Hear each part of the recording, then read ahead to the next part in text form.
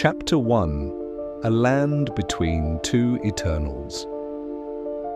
Long before stone was quarried for pyramids, and long after those same stones would fall to time, the Nile exhaled.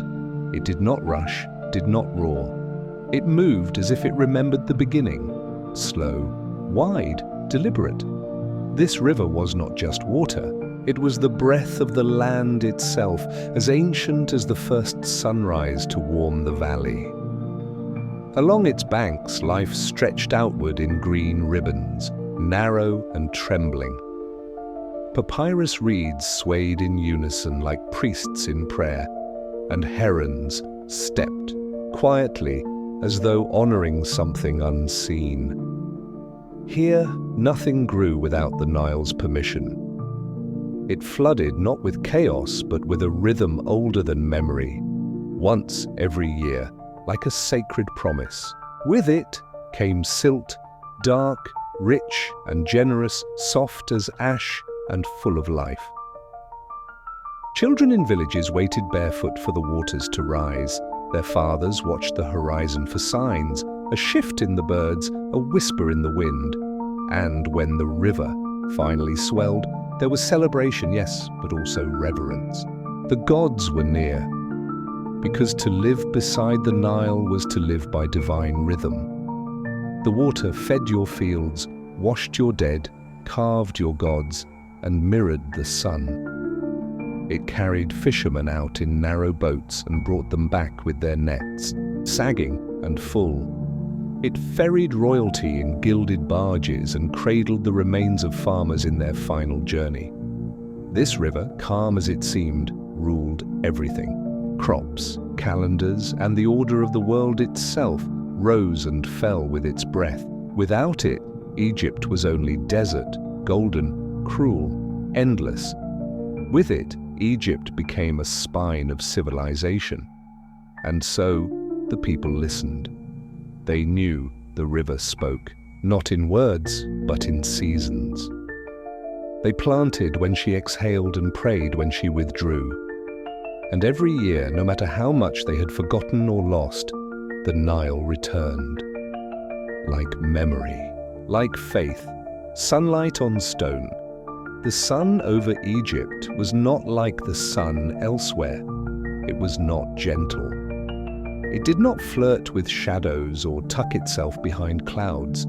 It pressed down, heavy and endless, until the very stones seemed to hum with heat. Each morning, it arrived without mercy, stretching across the desert with gold-tipped fingers and waking the land in a silent blaze. To walk in this sun was to feel both alive and tested. It cracked the lips of those who journeyed through the dunes, scorched the backs of farmers bent over barley fields, and bleached the bones of those who did not endure. But it also made wheat ripen, carved shadows into temples, and cast the pyramids into silhouettes so majestic they looked like thoughts of the divine. The desert around the Nile was not empty. It was a crucible, a place where the gods and men were forged, and sunlight was the first and final fire. The same beams that warmed a child's cheek could, a day later, take a soldier to his knees. This was a land where survival was a sacrament, and each drop of sweat an offering. Stone was the record of this reverence. Massive blocks hauled by hand, shaped by calloused palms and prayers, were lifted into monuments meant to last longer than names. Carvings etched in relief did not merely honor the gods, they begged the sun to bear witness. Pharaohs stood tall in the stone, frozen in posture, but burning with ambition. Behind them, hieroglyphs told stories not in pages, but in light and shadow. Glyphs that caught the sun just so, casting meaning in every flicker. To those who lived here, the desert heat was more than heat. It was sacred. It stripped away weakness. It forced humility. It reminded even kings that to defy the sun was to perish. And yet, each morning they returned to it. They opened their doors, stepped barefoot into the light, and offered themselves again. Because in Egypt, to endure the sun was to be reborn by it. Time was a circle. The Egyptians did not believe time moved forward. Not really. They watched the stars, the seasons, the patterns of birth and death, and knew nothing ever truly ended. Every sunrise was a return, every planting a repetition, every funeral a reflection of the one before. To them, time curved like the arc of the sun, like the sweep of the Nile. Days were not lines to be crossed, but circles to be walked. You began where your ancestors began. You married as your parents had. You farmed the land your great-grandparents touched. And when you died, your children would prepare your body in the same sacred ways, because the circle required it. The calendar was not merely useful, it was holy.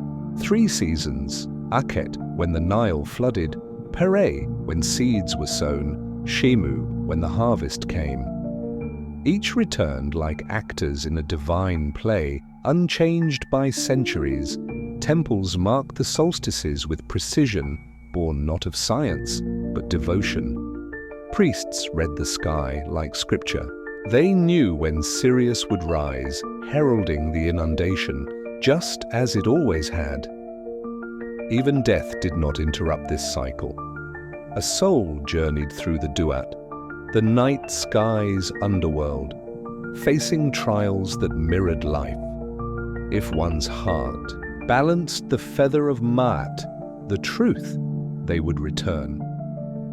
Not to earth, perhaps, but to something eternal.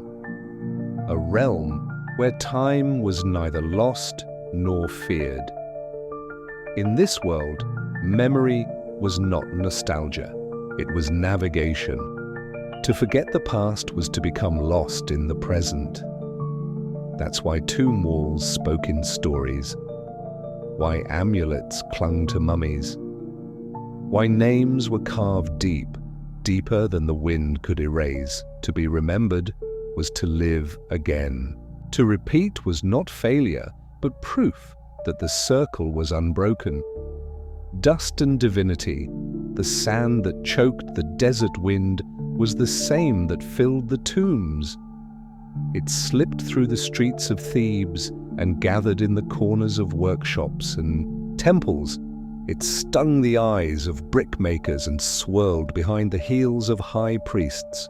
And no matter how high or low one stood, the dust was shared. In Egypt, everyone breathed the same air, full of sunlight, of spices, of sweat and stories. It did not matter whether you were born to a throne or beneath a thatched roof. You inhaled history. You exhaled prayers. Pharaohs walked in gold, yes, but they also walked barefoot on the same soil as their slaves. Their bodies were embalmed with oils and guarded by stone, but their lungs had once filled with the same wind that carried a child's lullaby across the fields. This closeness, this mingling of divine and dust, was the heart of Egypt. Gods did not live on distant mountains. They walked here among the people, in the cattle's cry, in the flood's timing, in the judgment of the dead. And just as easily, a mortal could rise to touch eternity, if only for a moment. A farmer who built a wall, a scribe who remembered a name, a mother who sang the same song her grandmother had sung. It was a hard life. There were whips, there was hunger, but there was also belief. And belief softened the edges of labor.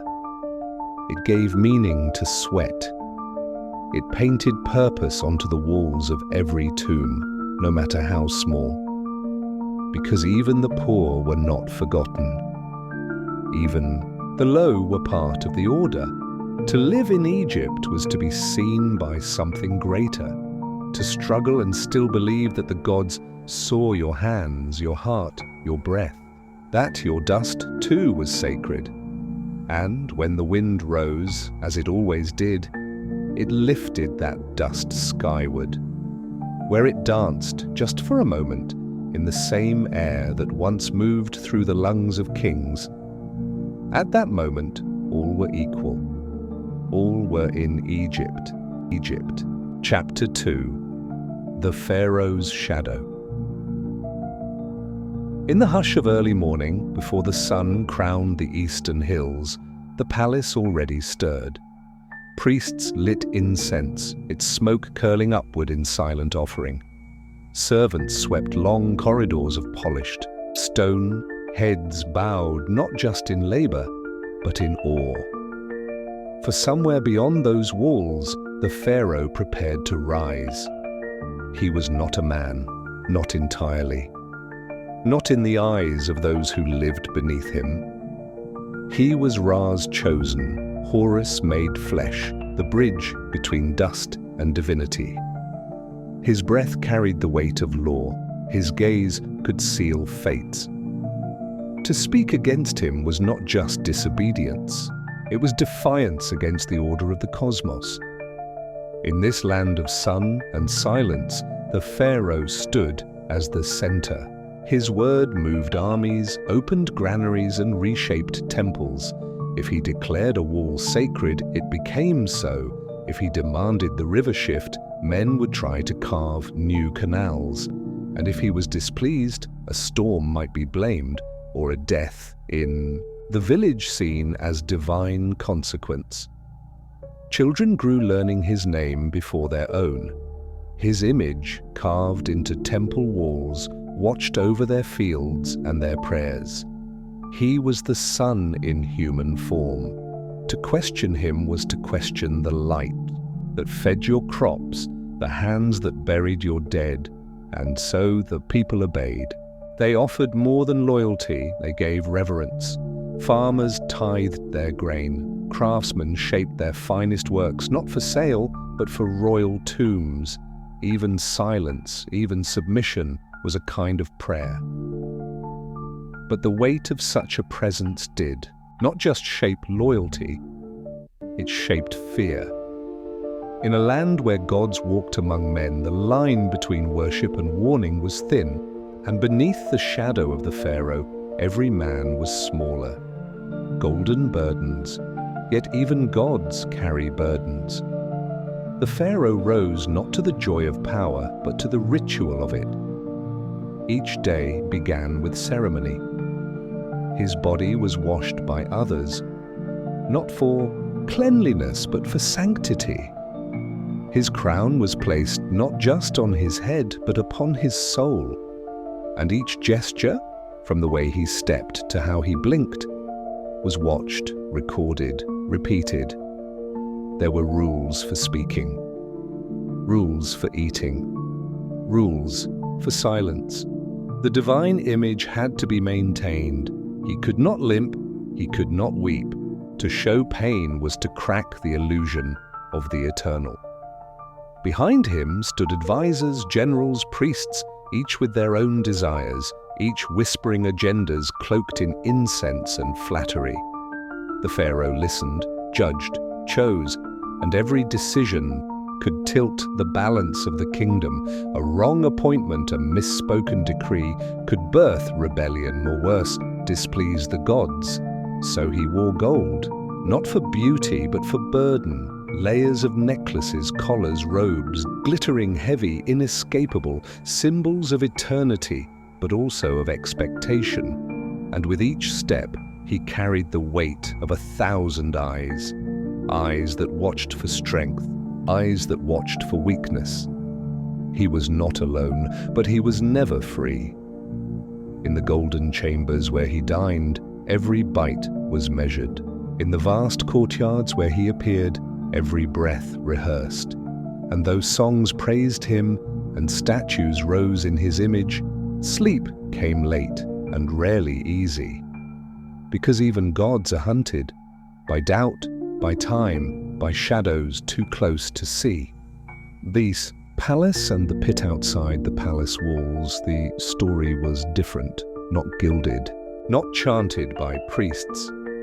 Beyond the rows of palm trees and the hush of lotus pools, the real Egypt stirred, calloused, sweating, aching. Here, men bent beneath the sun, dragging sledges of stone toward temples they would never enter. Here, women patched sandals from scraps while their children fetched water from canals thick with silt. The pharaoh ruled from above, but his monuments rose from below, from hands that cracked and bled. For every golden statue carved in his name, there was a worker beneath it, unnamed, unseen. Some were free, many were not. The enslaved and the conscripted moved stone and earth with no hope of glory. They slept in mud huts, they ate sparingly, and still they built. In the night, as the palace feasted, songs floated on the wind, not hymns but lullabies, laments, whispers. The rich wore linen robes, the poor clung to threadbare tunics. And when sickness came, it chose neither crown nor cradle. All bled the same. Still there was pride, even in suffering. To be part of something eternal was not nothing. A man could say, "My hands touched the wall of Karnak," or "My son helped raise a pylon for the king." But beneath that pride was pain, and beneath the celebration was silence. One side offered tribute, the other tribute in labor. And the line between glory and grinding was never far. In the palace, the pharaoh watched the sun set over fields he would never plow. In the pit, a boy stacked bricks until his fingers blistered, and both, in their own way, lived in shadows, not entirely their own.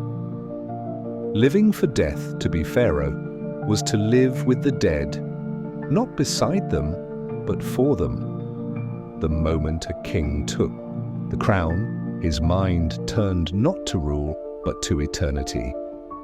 Tombs were planned before decrees, sarcophagi were carved before battles began, because to die unprepared was to risk wandering, unloved, unrested, through the Duat, the land of the dead. And so preparations began early. Architects were summoned. Tomb painters began their work. Gold was measured, not for crowns, but for burial masks, boats, statues, scrolls, all meant to follow the pharaoh beyond this world. This was no fear of death. It was belief in its shape, in the trial that followed, the weighing of the heart, the judgment of Osiris, the field of reeds where peace awaited only the worthy. But as the king built for eternity, the living waited. Grain taxes rose to fund his tomb. Fields went unplowed as men labored in the valley of the kings. And the poor watched as their offering, their oil, their incense, vanished into chambers they would never see. Still they obeyed, because they believed. Because if the pharaoh did not rise well into the afterlife, the whole balance might tilt. Floods might not come, crops might wither, chaos might return. So they gave and built and sacrificed. And in their own quiet ways, they prepared too. They saved for simple burials. They told their children the sacred words. They placed Shabti figurines beside the dead, hoping for comfort in a realm unseen. For in Egypt, life was never only life. It was rehearsal, it was remembering, it was reaching forward past the veil, and when the pharaoh finally died, it was not an ending, it was a procession, a hush over the land, a candle held to the dark, and somewhere in that silence, a farmer still planted, a mason still carved, because even as the god-king passed, Egypt remained. bound by shadow, bound by light. Chapter 3. Homes made of mud and hope. When the rains came, rare but real, they did not fall with gentleness. They struck like memory, sudden and unforgiving, cracking dry earth, spilling into homes and softening roofs, made not of stone or slate, but of mud and straw. Most Egyptians did not sleep beneath grand temples or inside painted tombs. Their homes were humble, sun-baked boxes stacked along narrow alleys. Made of mud brick and dried under a merciless sun, they stood just high enough to block the wind and just firm enough to last a season. But seasons in Egypt were promises that often broke. The floods came when they wanted. So did drought, and rain, rare but ruinous, turned ceilings into soup. The sun too played its part. It cracked walls, it peeled surfaces, it crept into every gap. Each year, families patched what had fallen. Clay was remixed with straw. Hands caked in earth reshaped corners, refilled holes. Rebuilding wasn't repair. It was ritual. It was the rhythm of the poor. Not done for luxury, but for survival. Children helped too, little fingers pressing clay against gaps, singing songs their mothers had hummed when they were small. It was slow work, but work that mattered, because when the storms came, if the walls didn't hold, neither did the rest. And so, a home was never finished. It was always becoming, always threatened, always sacred. Because in a land where stone was for gods, mud was for the living. Crowded and unclean, step inside, and you'd find little space to stretch. One room, maybe two, for a whole family. Beds were mats. Furniture was spare. A chest for grain, a pot for water, perhaps a clay oven tucked in the corner if the smoke hadn't choked it out. But what the house lacked in size, it made up for in life. Babies cried, goats bleated, elders mumbled prayers beneath their breath. Chickens wandered through, doorways as if they paid rent. It was full, always full, and in that closeness came discomfort. The heat, even at night, refused to leave. Flies buzzed without mercy. Slits in the wall were the only windows, and they let in as much dust as air. Illness thrived where space was tight. A cough here, a fever there, they spread like secrets. Hygiene was important. They tried. Washing was ritual, a form of worship. Oil on the skin, natron for cleansing, prayers muttered during baths. But even the cleanest hands could not stop what lived in the air, in the water, in the crowding. Some diseases were seen as punishment, others just part of being alive. There were no cures, only comforts, poultices from herbs, amulets tied with hope, and always faith. Faith that tomorrow might be kinder. Yet still, people lived, children laughed, mothers sang. Life, even in the tightest corners, found a way to stretch its limbs. Because in Egypt, the soul was believed to outlive the body, and that made enduring, even in sweat and sickness, an act of courage. Water was a warning. The Nile gave life, but sometimes it took it back. Each year, the river rose, not randomly but rhythmically. Most of the time, this was joy. The dark waters spread over the fields, leaving behind soil so rich it smelled sweet. It meant food, it meant survival, but sometimes it rose too much. A few inches too high, and it crept into homes. A foot too much, and animals drowned. 2 feet. More and grain stores vanished, soaked and rotting in the mud. Water, when it moved too far, had no mercy. Warnings came early, if you knew how to look. The priests watched the stars, farmers watched the banks, children marked water lines with chalk.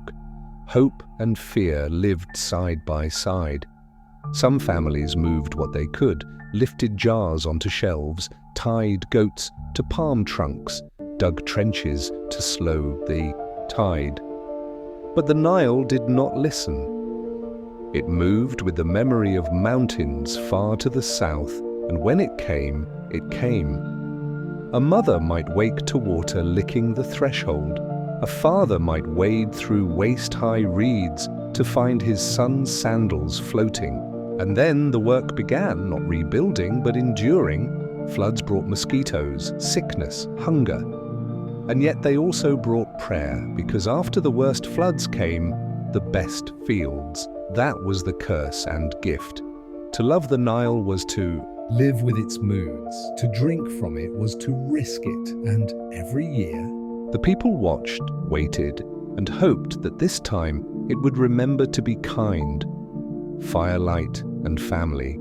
But even in hardship, there was warmth. At the end of the day, after the grain had been ground, the children scrubbed, the goats fed, a small fire flickered in the center of the room.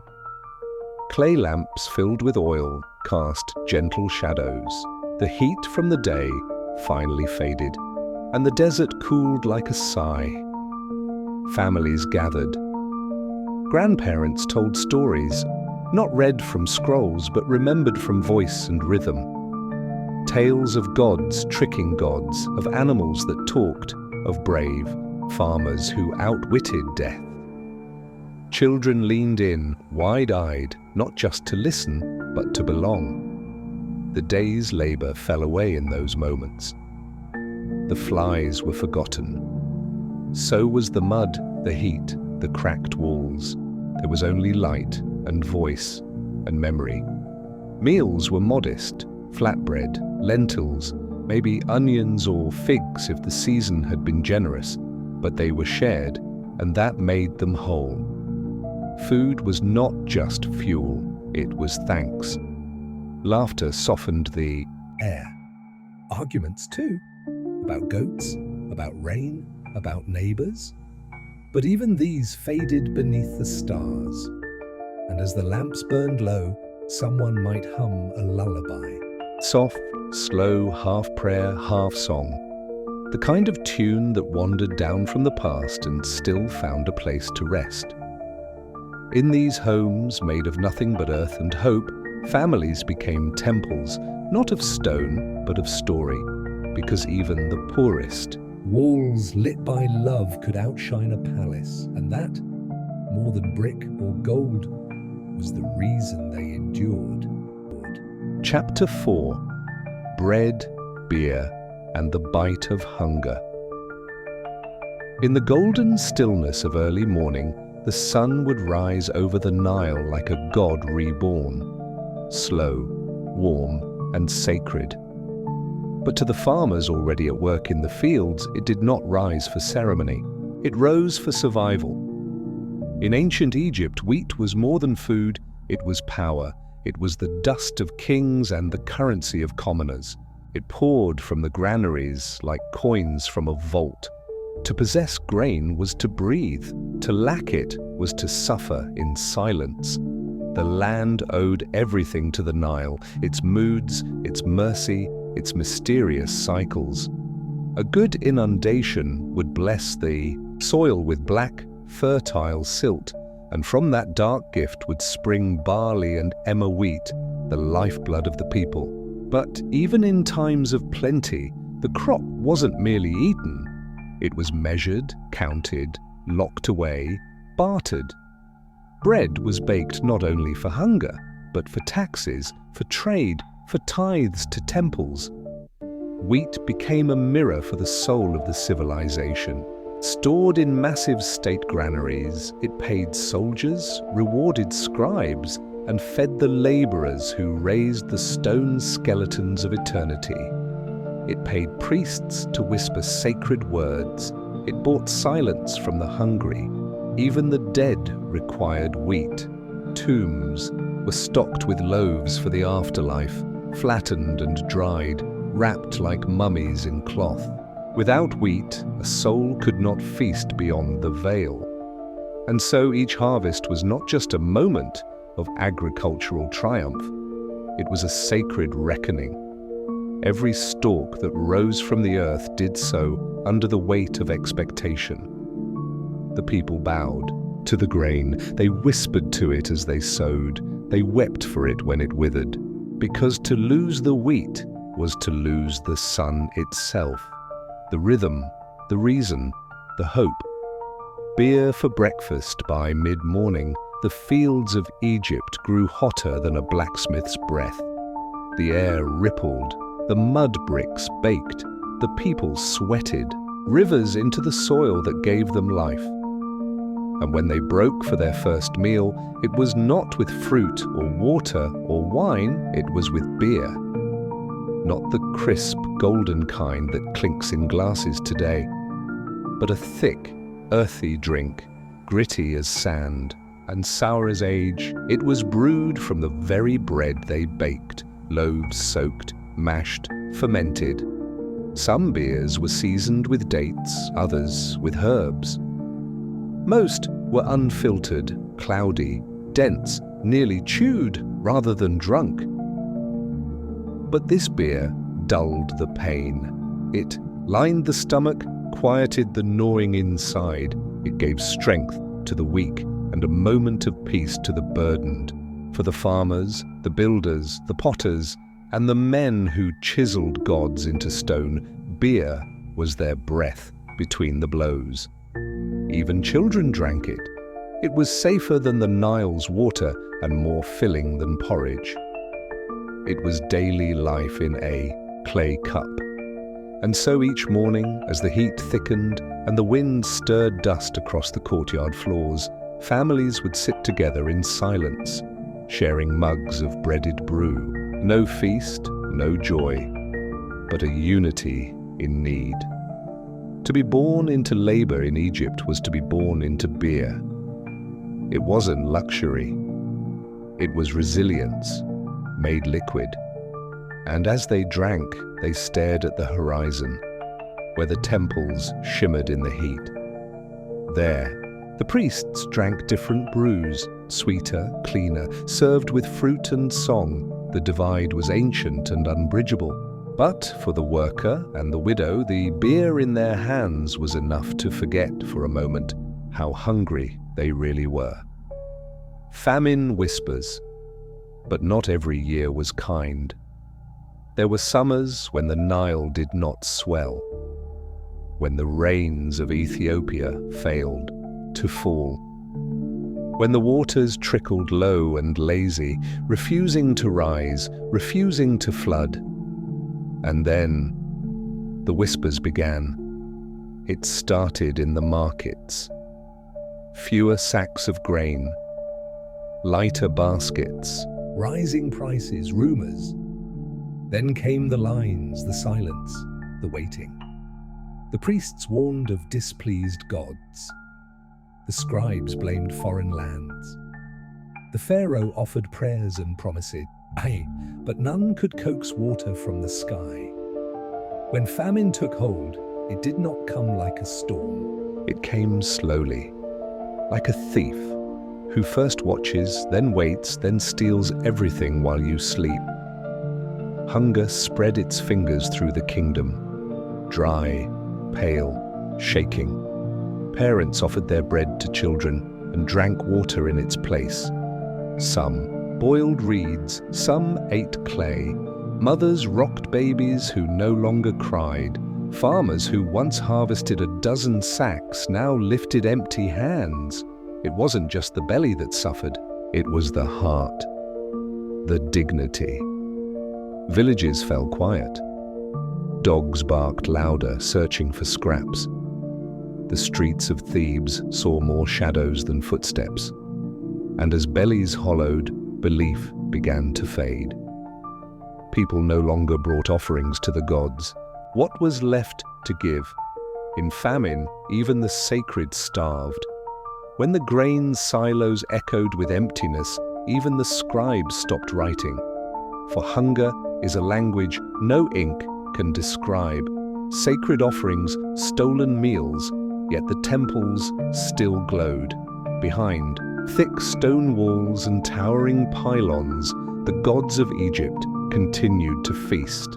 Statues of Horus, Osiris, and Amun were served platters of honeyed bread, dried meats, pomegranate wine. Priests in gold-threaded robes offered incense, chanted ancient hymns, and laid offerings at the feet of stone.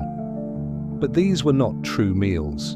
They were performances. Rituals. Once the gods had been fed, the offerings were collected and quietly devoured by the priests themselves. The sacred became survival, for the divine was always fed first. And outside those walls, barefoot, children chased flies for food, old men bartered sandals for a crust of bread, hungry hands scratched at the doors of temples, hoping for a miracle. But the doors did not open. The divide between divine and desperate was wide. Some dared to steal. They crept into granaries, into bakeries, into the kitchens of the elite. They risked the whip, the stone, the noose, all for a mouthful of life, and others simply faded. In the city of Amarna, excavations revealed graves of the poor, twisted skeletons, bones bowed by hunger. Some were buried with nothing but the dust that took them. The gods remained silent. And yet, the people still believed. They still left the last piece of bread at the shrine, still whispered prayers before sleep, still lit lamps of oil when a child fell ill, because to stop believing was to starve in both body and spirit. Faith was the only meal no one could take away. In Egypt, bread fed the flesh. Beer numbed the ache. But belief was the hunger that never died. Chapter 5. Under the whip of the sun. In the land of Egypt, the sun did not simply shine. It bore down with the weight of a god. It arrived early, fierce and golden, stretching long fingers across the sand before the world had woken. There were no clouds to soften it, no trees to filter it, no mercy to cool its touch. For the workers of Egypt, the day began before sunrise, because they had to race the heat. But the sun was always faster. They labored in open fields, on rooftops, in courtyards, and along temple walls. Bare-backed, bent and barefoot. The sun didn't care who they were. It touched the old and young alike, blistering skin until it cracked. Shoulders split open. Necks turned raw. Lips bled from dryness. There was no ointment thick enough. No linen cloth long enough. No shade near enough. Some wrapped themselves in old rags soaked in water, only to feel them turn hot and useless within moments. Others painted their skin with clay to shield it, a fragile barrier that flaked and failed as the sun climbed higher. And yet, no one stopped. To stop was to be whipped, not by sun, but by man. Overseers paced like shadows with sticks in hand, urging laborers forward, demanding more bricks, more stones, more sweat. The sun above, the whip behind, a double judgment. Still they kept going because they had to, because families needed grain, because to complain was to disappear, and because in Egypt survival was not a choice, it was an agreement with the heat. Endure or be erased. Every hour under the sun stole something. Moisture, energy, hope, and still they returned the next day, scarred, scorched, silent. Beneath the whip of the sun, no one remained unburned. Sun as sentence. For some, the fidda sun wasn't just labor. It was a life sentence, To be sent to the quarries of the eastern desert or the rising skeletons of a royal pyramid was to vanish into light, swallowed by glare, devoured by heat. These were not jobs, these were punishments wrapped in duty. Those two quarries were carved into cliffs, far from rivers, far from shade, far from breath. There, men hacked at limestone with copper tools until their hands bled and their backs gave out. Each swing of the chisel echoed like a heartbeat in the heat. Slow, tired, hollow. Dust filled their mouths. Sun filled their eyes. And no one remembered their names. To carry stone for a pharaoh's tomb was no nobler. It meant hauling blocks heavier than men, in teams roped together like cattle, pulling, pushing, panting. Some collapsed and never rose, some died standing, others kept going with dead eyes because rest was not written in their fate. Water was rationed. Meals were rare, and the sun, always the sun, it watched. No one sent to the desert came back the same. Some lost their vision, some their speech, some their minds. The heat boiled thoughts, the brightness stole direction, and in that endless glare men became shadows. Yet for the glory of eternity, pyramids had to rise, tombs had to gleam, temples had to stretch toward the sky, and so thousands gave their days, not for wages, but for whispers, not for family, but for legacy. Their bones now rest beneath monuments that tourists admire and history praises, but they did not build for praise. They built because they were told to, and the sun kept count. The Rahu watched in the silence between sunrise and noon. The Egyptians looked upward not just with dread, but devotion, for the sun had a name, and it had a face, Ra. To them he was more than light. He was the giver of breath, the father of all creation. His golden bark sailed across the sky each day, warding off chaos, watching every heart, witnessing every sin. His eye was flame, his presence purifying. Each morning, Ra emerged from the eastern horizon, triumphant from battles fought in the underworld. He rose not gently, but with force, as if reminding the world that order still ruled and darkness still bowed. Temples opened their doors to his rays. Priests lit fires in his name. Offerings of bread, beer, and incense were raised skyward, hoping for favor. Without Ra, crops would not grow. Without Ra, death would rise. But Ra was not soft. He was not the god of comfort. He was a god of truth, of judgment, of balance. And for the Egyptians, living under his gaze meant living rightly, or risking wrath. Even kings feared him. Pharaohs were said to be the sons of Ra, but sons could still be punished. If the land suffered drought, disease, disorder, it was a sign, a warning.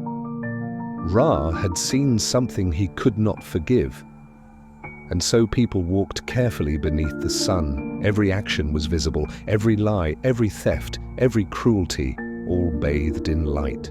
The sun revealed what shadows tried to hide. In Egypt, there were no secrets under the sky, only Ra, only light, only the truth. Heat in the bones, but the sun did not leave when it set. It only changed its form. At night, its absence should have brought peace, but the heat it left behind lingered, trapped in mud brick walls, in stones, in the skin of sleeping bodies. Homes were ovens, air thick and unmoving. People slept on rooftops, on floors near open windows, hoping for a breeze. Even the wind felt warm. Fires were not needed. Meals cooked themselves under covers. Water left in pots turned tepid. Sand remained hot beneath the feet. The heat lived in the bones, and it made people restless. Sleep came late, dreams were shallow. Mothers fanned babies through the night, and fathers stared at ceilings, praying for relief. But relief did not come from the sky, only judgment, only stars that shimmered like memories of a cooler time. In the temples, priests stayed awake to watch the sacred flame, believing that Ra battled darkness even in absence, that each dawn was a triumph not promised but earned. And so as night unfolded, the people waited, not for coolness, but for faith to return, for the sun to rise again, not as enemy, but protector. Because as harsh as the sun was, it was also hope. Without its heat, Egypt would freeze. Without its light, crops would die. Without its rhythm, time itself would collapse. So the people endured the burn. They drank the dust. They bore the whip and the silence and the sweat, not just for today, but for the promise of tomorrow. In the end, the sun gave and it took. It punished and it praised. It scorched and it sanctified. And the people, blistered, battered, burning, bowed to it still. Chapter 6. The Eye of the Gods. In the hush of dawn, long before the first sandals brushed against the sand, the temples of Egypt were already awake. Stone corridors whispered with incense. The air was thick, not with heat, but with reverence. It was not merely a building, it was a body, a living being, the heart of the divine. Each temple housed gods, not as ideas, but as presences, real, watching, waiting. Statues stood at the center, carved from obsidian, alabaster, lapis, silent and unmoving, yet believed to be alive in ways that flesh could never be. Their eyes, inlaid with stone, did not blink, but they saw. Their mouths did not open, but they heard. Every word, every cry, every secret. Priests rose before, light to bathe them, clothe them, anoint them with oils, sweet as dates and thick as gold. They fed them meals of honey bread and pomegranate wine. Not symbols, not rituals, meals, meant to nourish the unseen spirit that lived within the sculpture's heart. Because if the gods were not honored, they would not protect. And worse, they might punish. A drought could be a forgotten prayer. A plague, an unoffered gift. The gods were not cruel, the people believed, but they were precise. They kept count. They remembered. And so the temples thrived not on faith alone, but on fear. Holy fear, the kind that humbles you in the shadow of eternity. To walk past a temple was to be judged.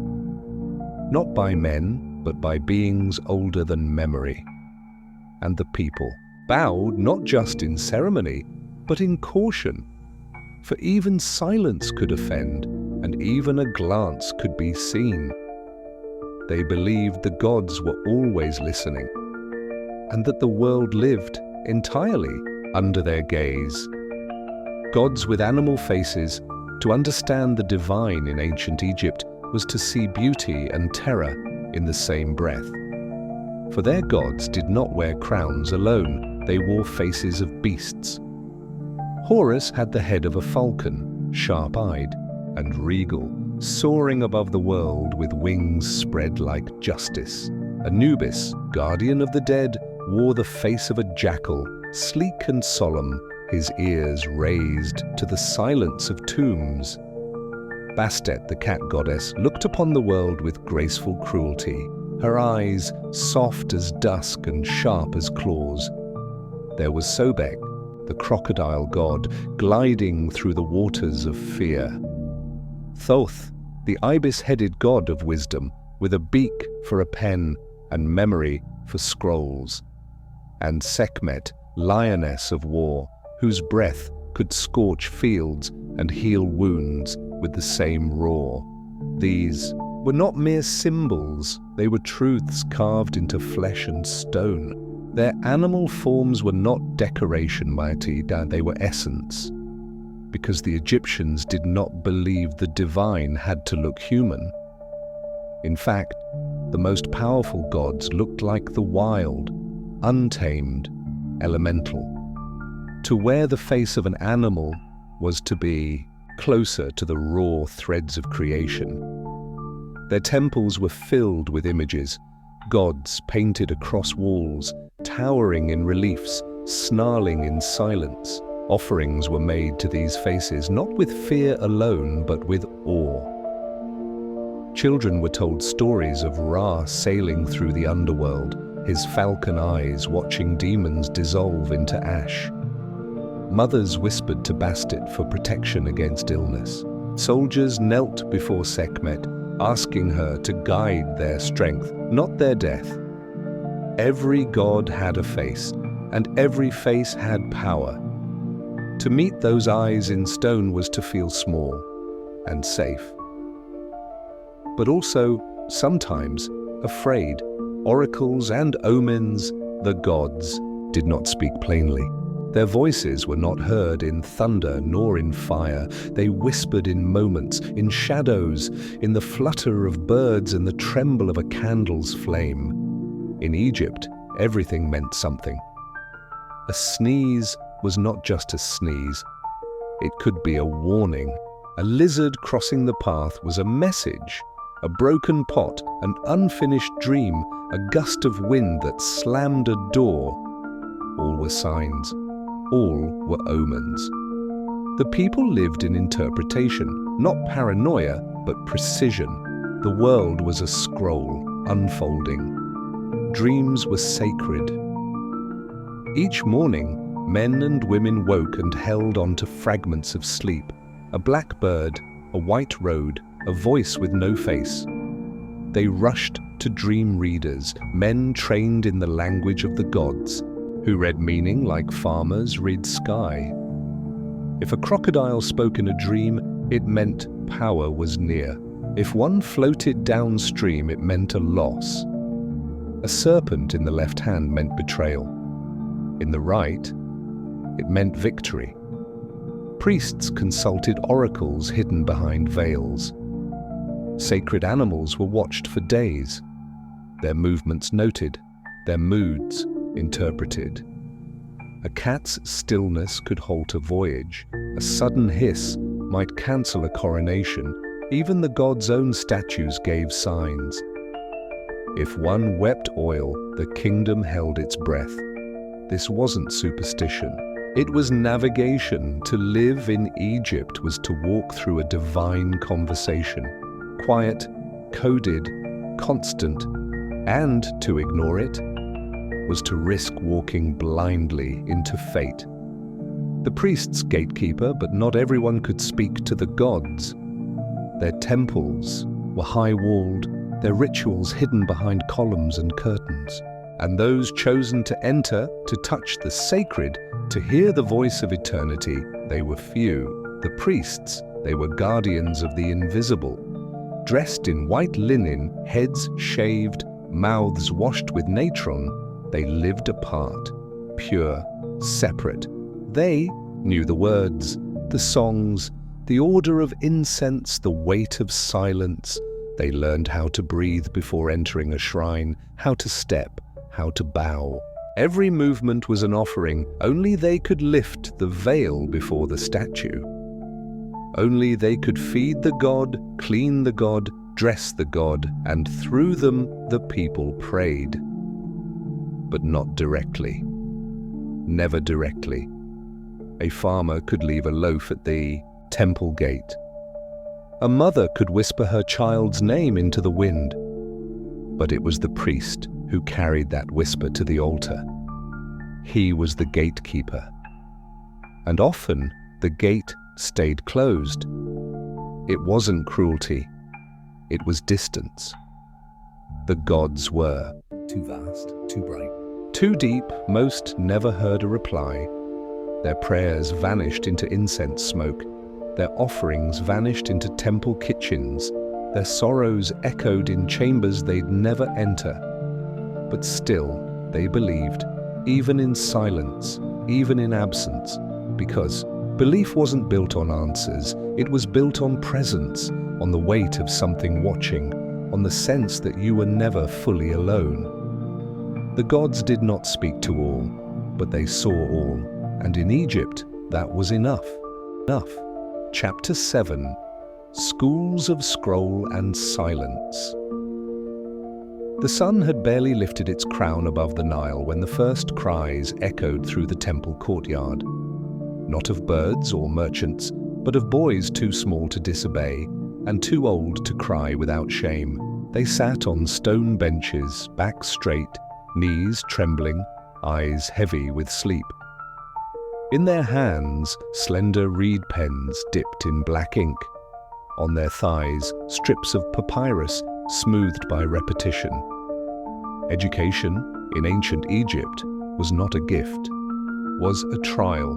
Only the sons of priests, nobles, and the favored were allowed to learn the sacred art of writing. To step into a scribe school was to leave behind the world of ordinary things and enter one of order, silence, and pain. The instructors were not cruel for pleasure. They were mirrors of the gods, strict, exacting, unyielding. To learn meant to endure. A misshaped glyph earned not correction, but a sharp crack across the knuckles. A forgotten phrase was met with a rod to the back. Lateness, laziness, or laughter, all were sins of the pen, but the boys stayed, because to leave was to be nothing. To stay meant possibility. Each day was a gauntlet of copying, memorizing, reciting. Their palms bruised from holding pens too tightly, their shoulders ached from sitting too long, and their minds blurred from verses that felt too large to hold. But slowly, steadily, the pain became precision. They learned to breathe between lines, to see words as symbols and symbols as spirits. Their teachers watched, stone-faced, as tears dried on cheeks while verses grew sharper, cleaner, more complete. To be a student was to bleed quietly, and to understand that pain was not punishment but preparation. Papyrus and power in a land where pyramids touched the sky and temples silenced cities, one group held a strange, subtle power. The scribes. They carried no blades. They wore no armor. They stood behind no thrones, and yet their words could move kings. To write was to shape reality. Every law, every trade, every hymn and harvest was recorded by a scribe's hand. Papyrus was their battlefield, and ink their weapon. With a single scroll, a man could be made rich or ruined. A scribe could outlive a general. His records became the memory of the nation. His copies, his verses, his labels on jars in the granary, all gave structure to the chaos of time. The young boys, who braved the rods of their teachers, one day became the record keepers of gods. They were summoned to courtrooms, palaces, tombs. They tallied taxes, drew maps, tracked offerings. Some whispered the names of stars, others composed prayers that still echo thousands of years later. And yet they lived humbly. Most scribes owned little. Their robes were plain, their voices quiet. But when they entered a room, even soldiers moved aside, because in their minds lived knowledge no blade could cut through. The pharaoh himself needed scribes. Without them, his words dissolved like sand in wind. In a land built on memory, it was the scribes who remembered, and those who could not read depended on those who could. In Egypt, power didn't always shout. Sometimes it sat cross-legged, with a pen in hand. The tongue of the gods, to write in ancient Egypt, was not simply to speak, it was to breathe in rhythm with the divine. Hieroglyphs were more than language. They were art, soul, intention. Each stroke had weight, each shape a secret. A vulture was not just a bird, it was a sound, a symbol, a presence. The ankh was not just a sign for life, it was life. To draw it was to invoke it. To miswrite it was to offend it. These weren't alphabets. They were living things. The boys in temple schools were taught to fear the page, and then, slowly, to love it. They began with chalk on broken pottery, scratching the simplest forms again and again. Reed, house, man, water. Each line had to be perfect. Not almost, not good enough. Perfect. Because the gods did not forgive sloppy hands. Once they graduated to papyrus, their strokes had to glide like birds across sky. Smooth, precise, true. They memorized hundreds of symbols. Some stood for objects, others for sounds, and still others for ideas too vast to speak aloud. Justice, eternity, grief. The scribes in training learned to read tomb walls as if they were letters from the dead. They deciphered spells, counted stars, recorded dreams. In their scrolls lived the voices of pharaohs, the secrets of priests, the prayers of peasants. To write was to speak the tongue of the gods, but it required more than memory. It required reverence, each word a step closer to divinity. Each mistake a fall, and yet they rose, day after day, glyph after glyph. Learning to write not just what they saw, but what could not be seen. Lessons before sunrise, long before the cities stirred, before vendors opened their stalls or mothers stirred pots of lentils, the school doors creaked open. In the pale blue of morning, as the stars surrendered to the horizon and the Nile shimmered like a sheet of molten silver, the students gathered. They came with their slates, their pens, their silence. There was no rooster call, no breakfast bell, only the rhythm of discipline. The instructor, older than memory, waited with folded arms as the boys arrived. He did not greet, he did not smile. He watched. Then the recitations began. Verses memorized the night before were spoken aloud, trembling, exact. A single pause, a single stumble, and the rod might be raised, not to hurt, but to remind. The first hour was repetition, then copying, then reflection. Some students wrote in darkness, their eyes adjusting slowly as the light crept in. Others hummed quietly under breath, steadying their nerves. The temple courtyard was quiet, save for the scratching of pen against fiber and the low murmurs of sacred lines. Outside, the Nile moved gently, a mirror for the sky, its presence a quiet comfort, its flow a rhythm. As the sun climbed, sweat formed on brows, ink smudged. Mosquitoes danced, but no one moved. By midday, the lessons were over. The scrolls were rolled, the benches emptied. The boys walked home slowly, some with bandaged fingers, others with silent pride. They were not praised, no one clapped, but in their hearts, a single symbol, drawn correctly, was worth the pain. In time, some would become recorders of kings, others keepers of calendars.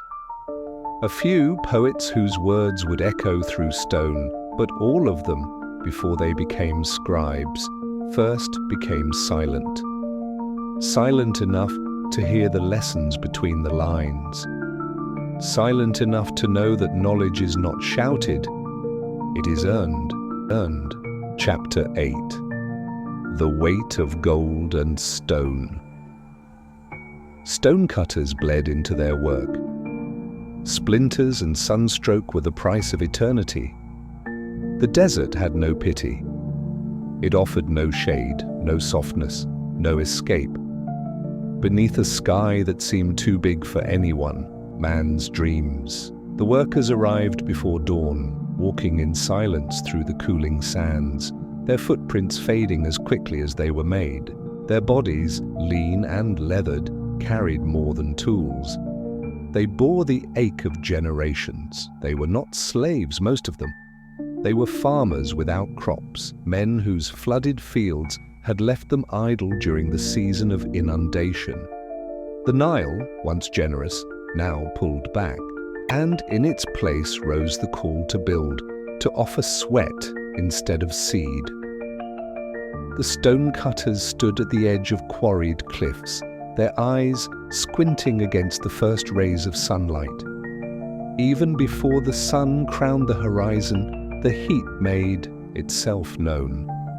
It pressed on their backs like an invisible weight, creeping beneath the folds of linen that clung damply to their skin. The air tasted of dust and old copper, and the rhythm of labor began not with words, but with the sharp crack of hammer on stone. Their hands were blistered, calloused, worn to the point of numbness. Fingers split at the seams where stone dust, mixed with sweat, and burrowed in like grains of punishment. Some tied strips of cloth around their palms, others didn't bother anymore. When the wind picked up, it stung like nettles. Sand, as fine as ground bone, slipped into open cuts. Eyes watered, lips cracked. No one cried out. There was nothing to say. And yet, in their silence, there was dignity. Each cut into the stone was deliberate, as if carving not just blocks, but meaning, something larger than pain. Here in the quarries, time didn't tick. It eroded. It dissolved beneath the roar of labor. And as the sun climbed, merciless and bright, the stonecutters kept carving, bleeding, breathing. Because they were not just shaping monuments. They were becoming them. Tools of dust and fire with. Copper chisels and wooden mallets, they shaped mountains into messages. The tools were simple. They always had been. A chisel, a mallet, a length of rope, a wooden sled. Nothing gleamed, nothing dazzled. Copper dulled quickly in the sun, soft against the strength of stone. It bent, it broke, but it was all they had. The copper came from far-off lands, from mines that swallowed men whole and returned only the metal.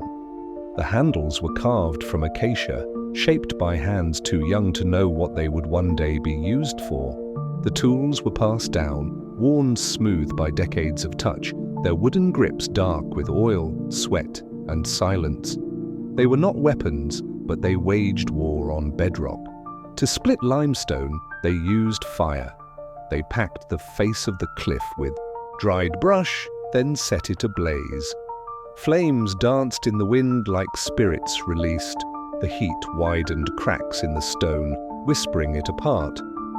Then when the fire died, they poured water into the fractures, sudden and cold, and the mountain answered.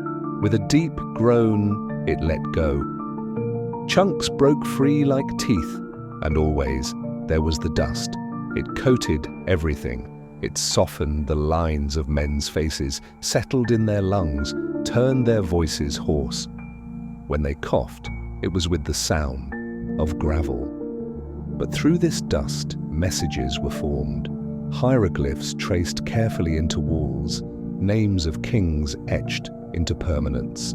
Even in the smallest strokes, there was intention. Each symbol, each figure, was a prayer carved into time.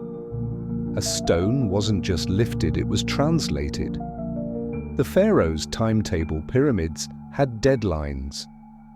Lives were the cost of schedule. In the royal chambers, beneath ceilings painted with stars, the pharaoh traced a finger over papyrus blueprints. His architects spoke in tones of reverence, their words shaped not by ambition, but fear. The structure must rise by the harvest season. The gods had been promised it. There was no room for delay. And so outside the halls of the divine, the whip of time cracked harder than any overseer's lash. Blocks had to be quarried, transported, aligned. Ramps rose and fell like tides of sweat and timber. Entire villages moved in service to a single tomb. Every miscalculation meant a life lost. A wrong angle could crush a worker. A weak rope could snap and send 20 tons of stone tumbling. Yet the machine never paused. It couldn't. Deadlines were sacred. To the pharaoh, time was a possession. To the workers, it was a thief. Children became laborers before they had the chance to grow tall. Fathers aged twice as fast. Some didn't live to see the stone they laid stacked above the desert. Others, buried beneath it, became foundation rather than memory. The gods watched in silence. Or so the priests said. Perhaps they watched through the eyes of vultures circling high above, ever present, never intervening. When the pyramid rose, tier by tier, it wasn't just stone that climbed skyward. It was time, blood, and obedience, a tower built on urgency, shaped by the calendar of a king who believed his name would never fade. And in some ways, he was right. But those who carried the weight, they were never named at all. Songs amid the suffering. Even in agony, workers sang, their voices echoing between monoliths. As twilight neared and shadows stretched long across the sands, the tempo of labor softened. Tools slowed, breath deepened, and from among the ranks of men came something unexpected. Music. It began low, a hum, barely audible, carried by a cracked voice. Then another joined, then another. It swelled, not into melody, but memory. The songs were not of love or leisure. They were songs of movement, rhythm, grit, the kind of songs that measured the pull of a rope or the lift of a block. Words gave. Pacing to pain. Raise it, don't let go. Push with the sun, rest with the moon. Stone may break me, but I carry the sky. Some sang to keep their minds from splintering. Others sang because it was the only thing they could control. In the songs, they became more than bodies. They became brothers. Laughter sometimes mingled with the verses. Someone would mock the overseer in rhyme. Another would joke about the gods needing such large homes. And, for a moment, the stone became lighter. There was power in their unity. Even the most crushing labor could not steal their voices. In the quiet, when the wind held its breath and the stars blinked awake, those songs became stories. And stories became legacy. Not the kind etched in tombs or sealed in gold, but the kind passed from mouth to mouth, from heart to heart. The kind that no pharaoh could ever claim. Because while the monuments stand mute and mighty, it was the voices of the nameless that gave them life. Chapter 9. Paint that Prayed. Tomb paintings showed eyes that watched for eternity, open, eternal, alert. In the hush of a sealed tomb, where time folds in on itself and breath holds still, there is a silence deeper than sleep. It is not the silence of emptiness, but of presence. Presence painted in ochre and black, outlined in coal and devotion. Eyes, unblinking, eternal, stare back from the walls. They do not blink because they were never meant to. These eyes painted centuries. Ego remain open by purpose. They are not decoration, they are guardians. Sentinels watching over the soul's long passage through eternity. No matter where you stand in the chamber, they meet you. Flat, wide, and focused, they follow, not with menace, but with duty. Their gaze is calm, constant, as if they know something you do not. As if they are holding a secret the desert was never meant to forget. The artisans who painted them knew this power. They understood that to depict an eye was not to copy vision, but to create it, to open a doorway. Each line drawn beneath the lower lid, each stroke atop the brow, was an act of awakening, not just art, but invocation. Inside these tombs, where the dead were meant to live forever, nothing was random. Every image breathed intention. A fisherman casting his net, a dancer mid-step, a servant offering lotus petals, all painted with a stillness that suggested motion had only just paused and might begin again at any moment. But always, the eyes remained open. Always they watched, because in ancient Egypt, to see was to protect, and the dead needed watching over, even in stillness, especially in silence. Ochre, indigo, and bone pigments were ground from earth, bone, and blood. Every shade had a spirit. The color did not come easily. It came from stone and soil, from deep caves, and shattered shells from things burned, crushed, or bled. Before a painter ever touched the wall, they touched the land, gathering what the earth would give. And only then, through fire and time, did color begin to speak. Ochre was the first to speak away the color of the desert itself. Red when raw, yellow when heated, it was the pulse of the land and of the people.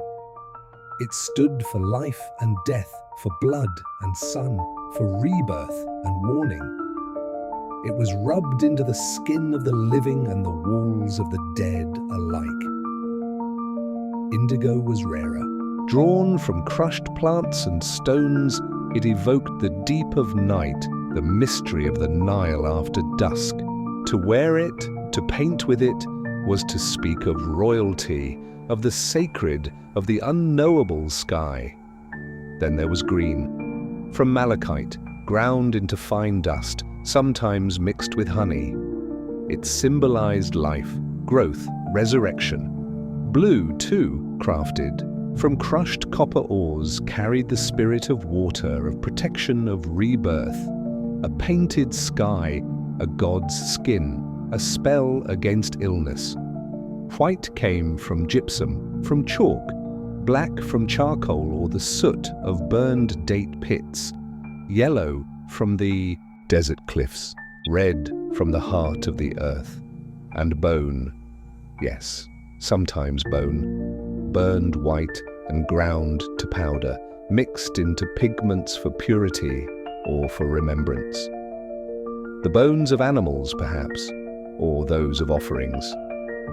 Every ingredient carried its own breath of spirit, each one selected not just for hue, but for meaning. The painter was not just a craftsman, he was a mixer of souls. He stood before his pigments with reverence. He whispered names as he mixed, names of gods, of colors, of spells, for these were not paints, these were prayers. Sacred perspective art didn't imitate life, it ordered it. Size showed importance, not distance. To understand Egyptian art is to understand that the eye was never meant to be fooled. A painting was not a window. It was a map. In this map, the world did not follow how things looked. It followed how things were meant to be. A pharaoh was not larger than a servant because he stood closer. He was larger because he mattered more. Gods towered over mortals not because they loomed, but because they ruled. Perspective was symbolic. A man seated might be smaller than his standing wife, not because she was taller, but because her role in that moment was more important. A child could be drawn with an adult face, not to confuse, but to convey wisdom. Scale followed significance, not sight. Each scene, whether of feast or funeral, was arranged like a spell, a sacred order where chaos could not creep in. Everything had its place. Nothing was left to chance. There was a sense of calm in this.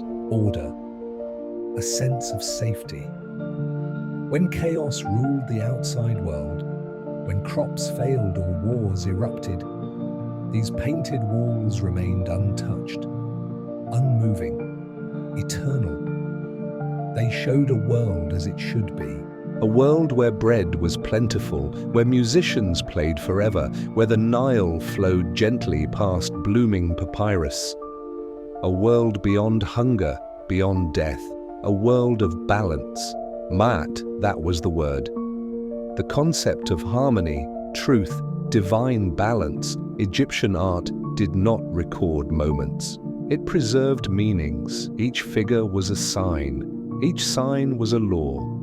Each law was a promise that order would outlast decay.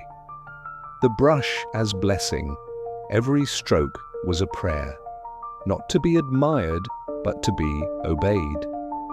The painter knelt unwoven, matting, brush in hand, breath slow. Before him, a blank panel of plastered wall, pale, smooth, waiting, not for beauty, for blessing. This was not a mural, it was a message. The painter dipped his brush, a reed trimmed to softness, its tip damp with black ink, and began. The first mark was always guided by ritual, a god's name, a sacred gesture, a whisper under breath. Every line followed a rule, every rule followed a belief, and every belief was tied not to art, but to afterlife. To paint a loaf of bread was to offer it. To paint a boat was to send it sailing through the underworld. A cow was a source of nourishment, a harp of joy, a lotus of rebirth, symbols that fed the soul, not the eye. The painter knew this. He painted not for applause, but for eternity. His strokes were not signed. His name rarely remembered. But his hands worked with the weight of worship. Mistakes could not be made.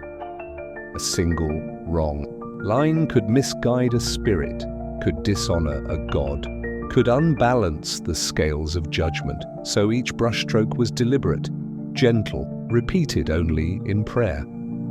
The painter paused often, not to rest, but to remember, to center, to ensure that what passed through his hand was worthy of the soul it served. When he finished, sometimes days, sometimes weeks later, he stepped back not with pride, but with peace. The wall was no longer plain. It was sacred, not because it was colorful, because it was alive. Alive with intention, with devotion, with magic.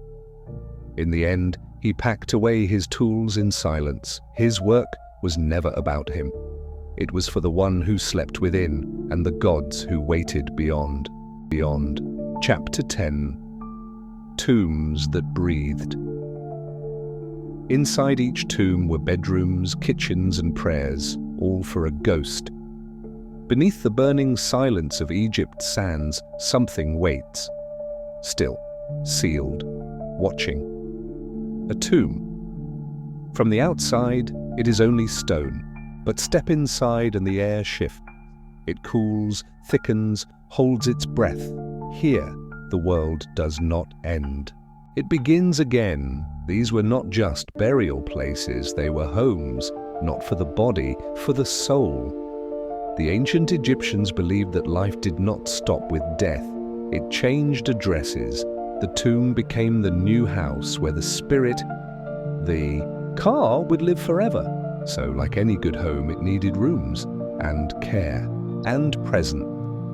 Inside, the walls were carved into familiar comforts, bedrooms with beds, kitchens with food, shelves with jars and perfumes, even board games and walking sticks were left behind. Tools of daily joy, now made eternal. Servant statues lined the halls, posed mid-task, ready to work in the afterlife just as they had in life. But these objects weren't symbolic, they were practical. It was believed that the ka, the spirit self, needed rest, nourishment, and routine, just as the living did. A tomb that lacked these things would leave the spirit wandering, lost, unable to enjoy eternity. Some tombs were large, stretching into chambers upon chambers. Others were modest, a single room, dim and quiet. Yet no matter the size, intention filled every corner. Bowls were set out with dried figs, honey cakes, and beer. Not as gesture, but as offering. These were not meals for memory, they were real. Spiritual fuel for the ghost that lived on. Even tombs held air, of a kind. Breathing not with lungs, but with presence, because the soul was never far. Only silent, only waiting. Walls that spoke hieroglyph, told stories, offered spells, and asked questions of the gods. The walls were never bare. They told stories, long, winding, glowing tales written in color and curve. Hieroglyphs flowed like rivers down corridors, wrapping around rooms like arms. They were not simply words. They were lives. Every symbol held breath. The owl, the reed, the ankh, each painted with purpose, each carved with care. They did not describe, they summoned. They did not explain, they preserved. The hieroglyphs were instructions for the afterlife, directions, blessings, reminders, and questions whispered to the divine. Some scenes showed the journey of the soul, the weighing of the heart, the crossing into the field of reeds. Others showed banquets of peace, the deceased seated before tables piled high with bread and dates, surrounded by family and song. And always there were spells. Words meant to shield the spirit from hunger, thirst, or harm. Words that could open doors, calm demons, and guide the soul past confusion. The Book of the Dead, sometimes painted directly on the walls, served like a map, one that could be read with the heart. These texts didn't only honor the dead, they instructed the living. They spoke of balance, of mart, of truth. They reminded all who read them, even centuries later, that to live well was to prepare for eternity. And though time wore at the stone, softened the pigments and stole away names, the words still echoed, they still glowed. Because in Egypt, to write something down was to make it breathe, and these walls, they were still alive. Thieves and traps. Even in death, the wealthy were hunted. Booby-trapped tombs tried to outwit the living. Not all visitors came with prayers. Some came with knives, with greed, with silence in their steps and shadow in their heart. To be buried in wealth was to be buried in danger. Jewels, gold, perfumes, sacred texts, all placed carefully within the tomb to bless the soul's journey. But to the living, they shimmered with temptation. Tomb robbers, clever, patient, ruthless, came by night. They studied the layout. They listened for rumors. They paid off guards. They scraped through stone, and so the tombs began to fight back. Some were sealed with false doors, painted beautifully, but opening to walls of solid rock. Others were filled with sand pits, collapsing floors, or narrow passages leading nowhere. Traps were carved into the very design, deep shafts to fall into, chambers to confuse, warnings to terrify. Curse spells lined the entrances. "Cursed be the one who breaks this seal," some read. "May his limbs tremble, may his name be forgotten." To an Egyptian, forgetting a name was worse than death, but still they came. Even the Great Pyramids were not safe. Most were looted within a century of being sealed. Sometimes the thieves were punished, caught and executed. Other times they were never found. The desert did not speak. Yet even broken tombs whispered something enduring, a message that no thief could erase. That memory is stronger than theft, and that while gold can be stolen, meaning cannot. Death was a journey. The tomb was not an end. It was the first room on a path toward eternity. For the ancient Egyptians, death was not a stopping point. It was a passage, a door that opened, not closed. The tomb was not the destination. It was the departure lounge. After death, the spirit split into parts with names now soft on modern tongues: the Ka, the Ba, the Ach. Each had its role. One stayed with the body, one flew freely, one became divine. But all needed guidance. The tomb was built to help. It offered direction: north toward the stars, east toward the sunrise. It offered supplies, food, tools, amulets, and it offered protection. Images of gods with arms open wide, waiting. But most of all, it offered hope. Hope that the journey would be successful, that the heart would weigh light against Maat's feather, that the trials of the Duat, the underworld, would be past, that the spirit would find peace in the field of reeds, a perfect mirror of earthly life, but softer, kinder, eternal. The tomb echoed with this hope, even in its silence. To walk through it now, as a modern soul, is to feel that yearning, the yearning to continue, to be remembered, to matter. The air hangs thick, the colors dimmed but not gone. The names still visible if you look long enough. And if you listen, truly listen, you might hear something else. Not a sound, but a breath. Because a tomb in Egypt was never just for the dead, it was for the journey.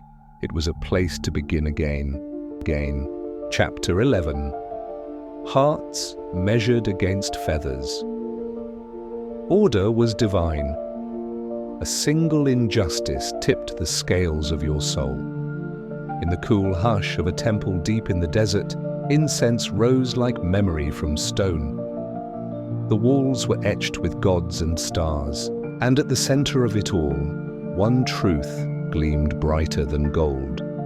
Maat, the sacred order. Not merely justice, nor just law.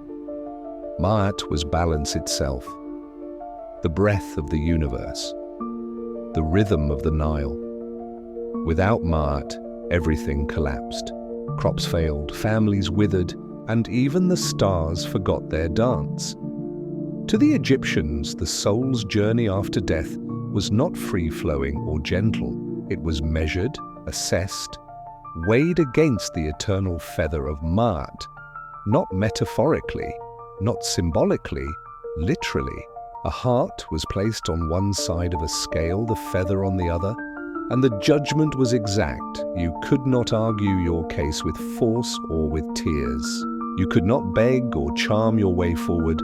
The scale did not lie. A life of truth, kindness, humility, order made your heart light. A life of cruelty, greed, or silence in the face of wrong made it heavy.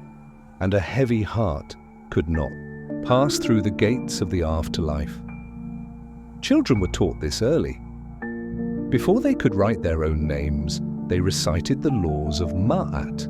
Do not steal, do not lie, do not kill, do not cheat your neighbor, but also do not be idle when others suffer. Do not let chaos enter your home or your heart, because in the end, every choice would be remembered, every silence, every betrayal, and the feather remembered everything. The devourer lurked. A crocodile-headed beast waited to eat those who failed the test. Beneath the silence of judgment, beneath the soft light of the weighing chamber, something darker waited, still, patient, eternal. Amit, the devourer. Not a demon in the shadows, not an evil sent to tempt. She was consequence made flesh. Her form was a terrifying symmetry. The head of a crocodile, jaws cracked open to reveal rows of endless teeth. The body of a lion, tense with muscle and pride. The hindquarters of a hippopotamus, the most dangerous beast of the Nile. She was not chaos. She was what came when Ma'at was broken. If your heart tipped the scales, if it weighed heavier than the feather, Amit would not hesitate. She would pounce forward from the shadows, no drama, no ceremony. She would devour your heart in one breath, and with it, your memory, your name, your soul. You did not go to another realm. You were unmade. This was a fate worse than death. The Egyptians feared it more than any plague, more than famine or war, to be forgotten, to be erased. And so the dead rehearsed their truth. They carried their scrolls. They whispered the right prayers. But deep inside, every soul feared the moment, not because of Amit's teeth, but because she represented the purest kind of justice, a judgment without mercy, without appeal. A man who lived with pride but broke his brother's trust. Amit would know. A woman who smiled but turned away from suffering. The scale would show it. You could not charm Ma'at. You could not run from Amit. Confessions of the Dead. The Book of the Dead taught what to say and what to never admit. When an Egyptian died, they were not simply buried. They were prepared and armed. Among the wrappings and amulets nestled between prayers and charms, there was something else. Knowledge. A guidebook for the afterlife. The Book of the Dead. But it wasn't a story, it was a manual, a script. A map of what to say in the presence of the gods. And more importantly, what not to say. The soul was called to make the negative confession, a list of denials spoken before the 42 divine judges of the afterlife. Each confession was like a beam in the bridge to eternity. I have not stolen. I have not killed. I have not spoken lies. I have not made anyone weep. The list went on. 42 denials, each a mirror, each a weight. You had to say them aloud, clearly, confidently, as if your soul depended on it, because it did. But it wasn't just about words. The gods could see through pretense. Your voice could ring with confidence, but your heart might tremble. And the scale would hear it. So the Book of the Dead taught not only the phrases, but the posture, the tone, the belief behind them. It was a test of truth, not performance. For the poor who could not afford scrolls, priests would sometimes read the confessions over them. For others, family members recited the prayers during burial. But in the end, it was the soul that spoke, alone. In the hall of Ma'at, the true horror was not forgetting a line. It was telling the truth and knowing it would doom you. The silence of Osiris. Before the judge of eternity, even God stood still. Your heart spoke, or condemned. In the end, there was no sound, no drums, no shouting, no pleading, only silence. And Osiris, the god who ruled the afterlife, sat motionless on his throne of black stone and silver. His skin green with resurrection, his eyes calm, unreadable. In his hands, the symbols of eternal rule, the crook and the flail. Around him stood the pantheon, Thoth with his ibis head, ready to record the result, Anubis with the calm of 1,000 funerals, Horus watching with the clarity of the sky. But only Osiris had the final word, and often he said nothing at all because it wasn't his voice that mattered, it was yours, or rather your heart's. For in the hall of judgment your heart was not a symbol, it was literal, it was removed from your chest, it beat beside the feather, and it spoke. The Egyptians believed that the heart carried memory, not the brain, not the mind, the heart. It remembered every moment, every act of kindness, every betrayal. And before Osiris it told its truth. A man who lived humbly but with love might find his heart whispering like wind through papyrus. Light, true, serene. A noble who fed the poor but poisoned his rivals in secret. His heart would pound with guilt, and the scale would know Osiris did not need to accuse. The heart did that. And when the scale tipped ever so slightly toward heaviness, Osiris remained still. But the silence became unbearable. The feather didn't move, the heart did. Amit stirred, and eternity changed. In this final room, where gods held their breath and stars looked down through painted ceilings, the truth was no longer avoidable. Death was not the end. It was the beginning of the great question.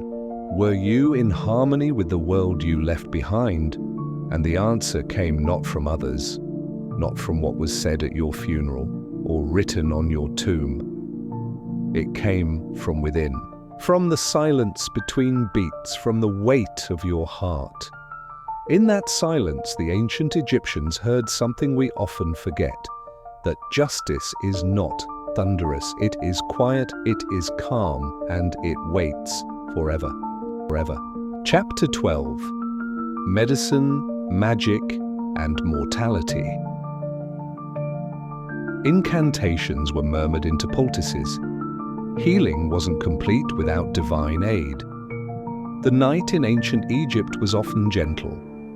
Warm winds drifting over mud brick rooftops, date palms swaying in the hush.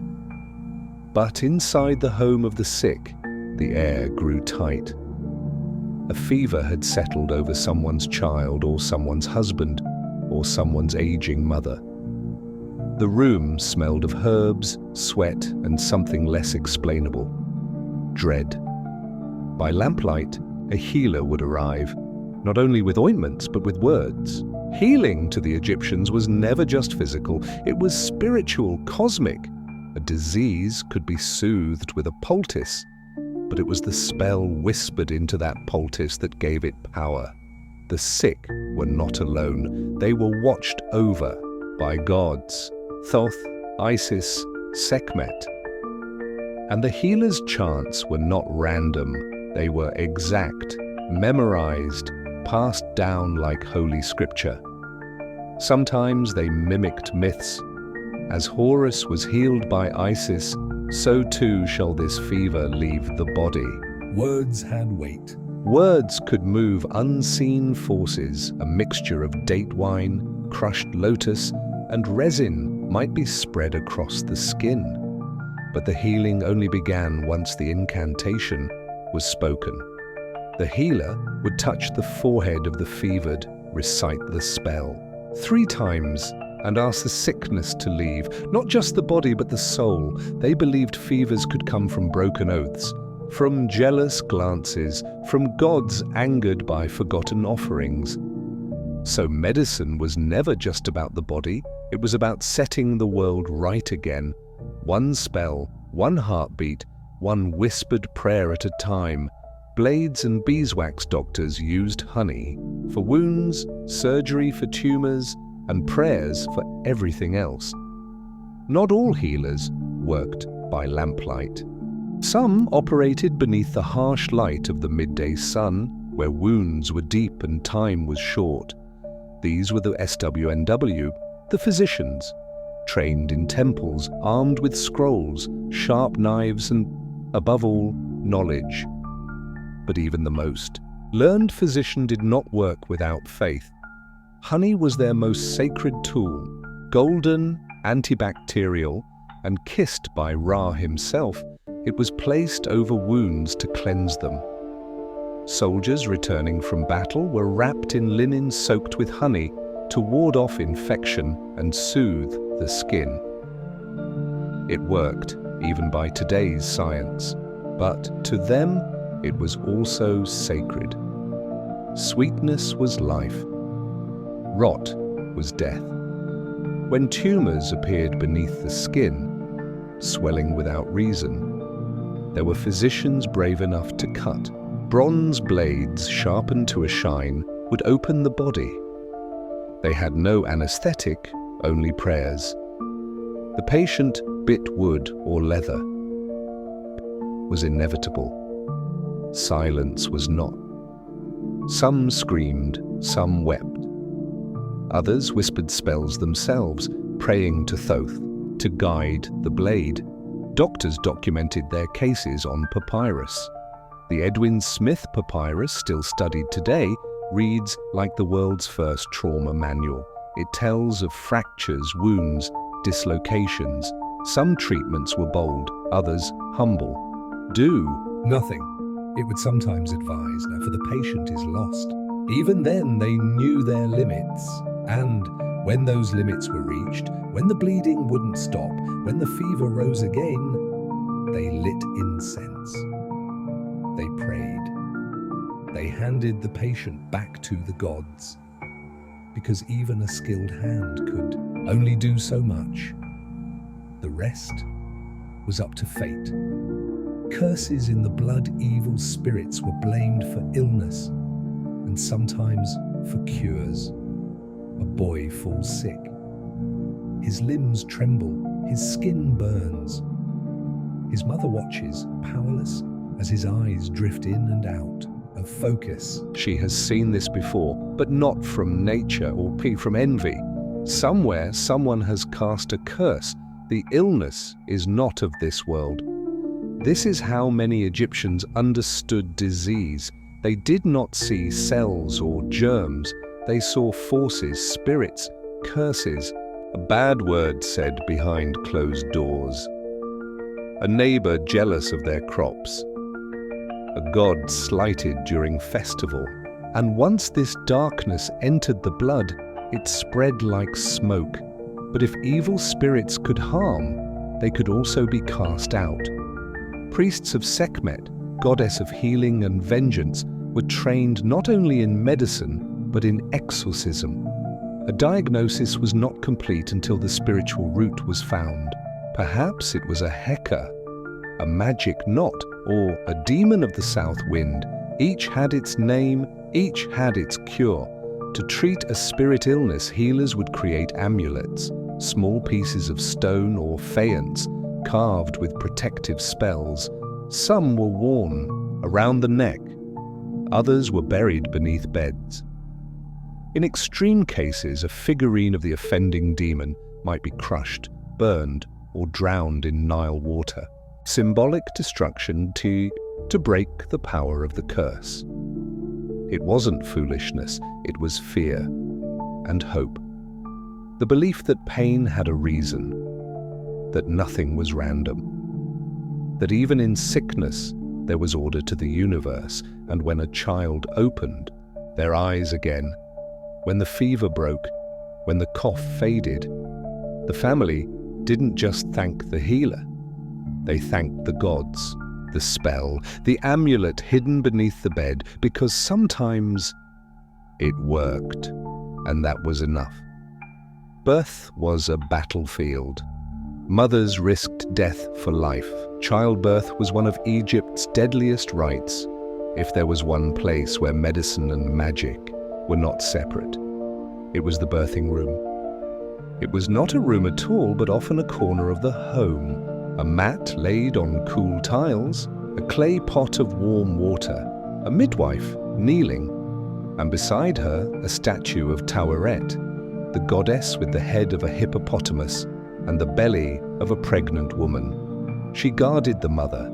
She held the veil between life and death, because childbirth in ancient Egypt was as dangerous as war. There were no hospitals, no surgeons, no stitching after tearing, no way to stop bleeding if it began.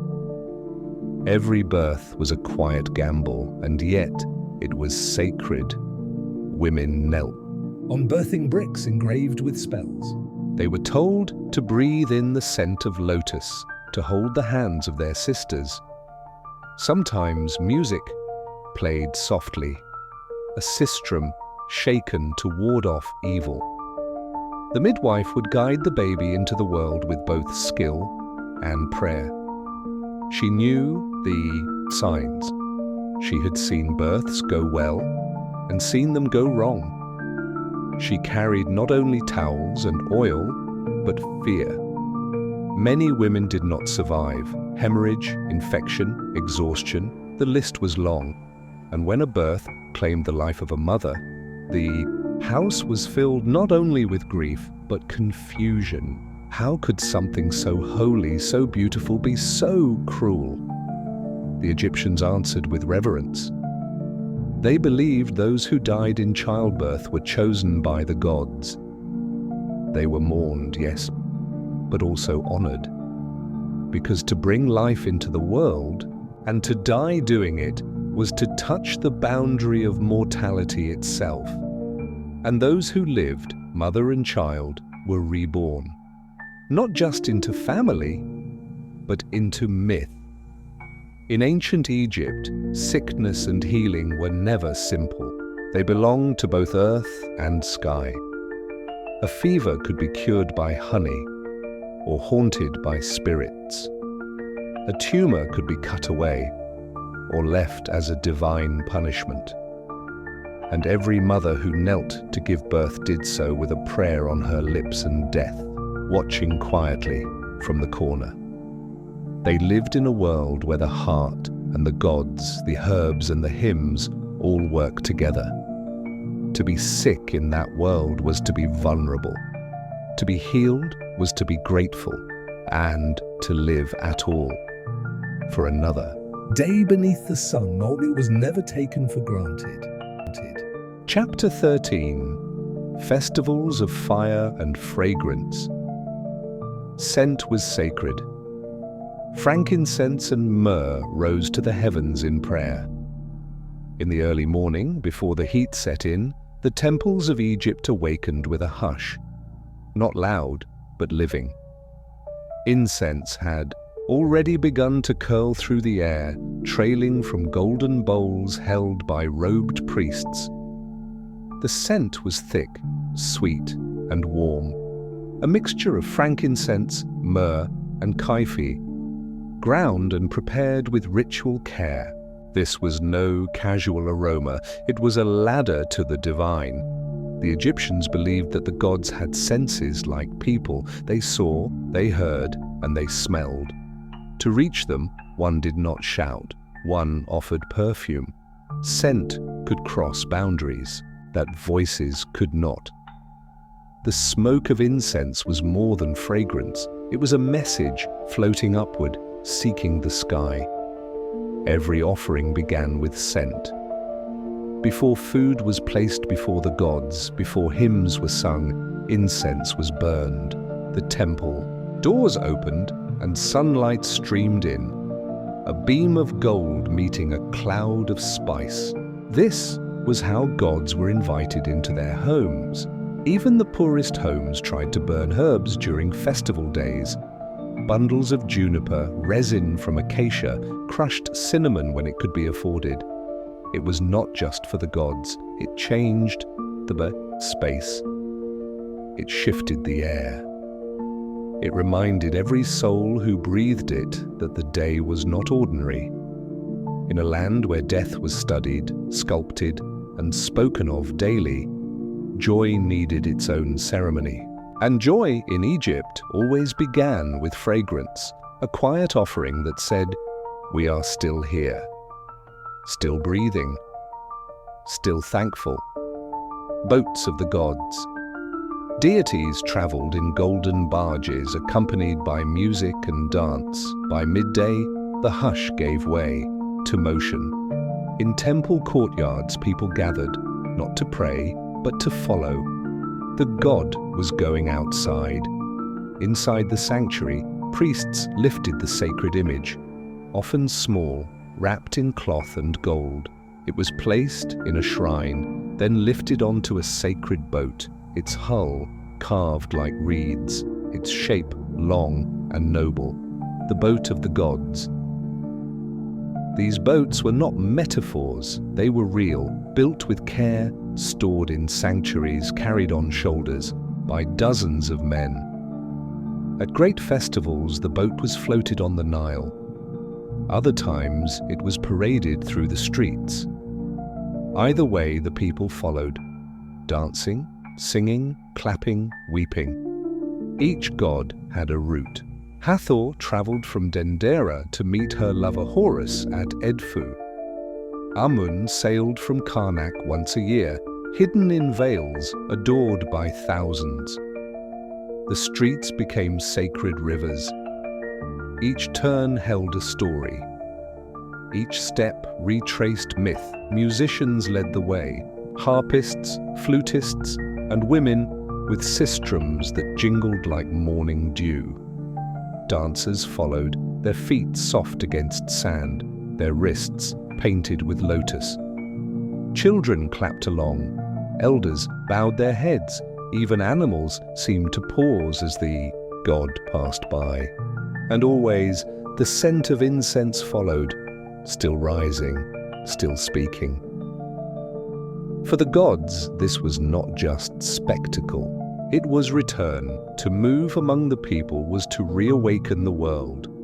These boats did not carry statues, they carried memory, power, and for a few hours, the divide between heaven and earth became thin.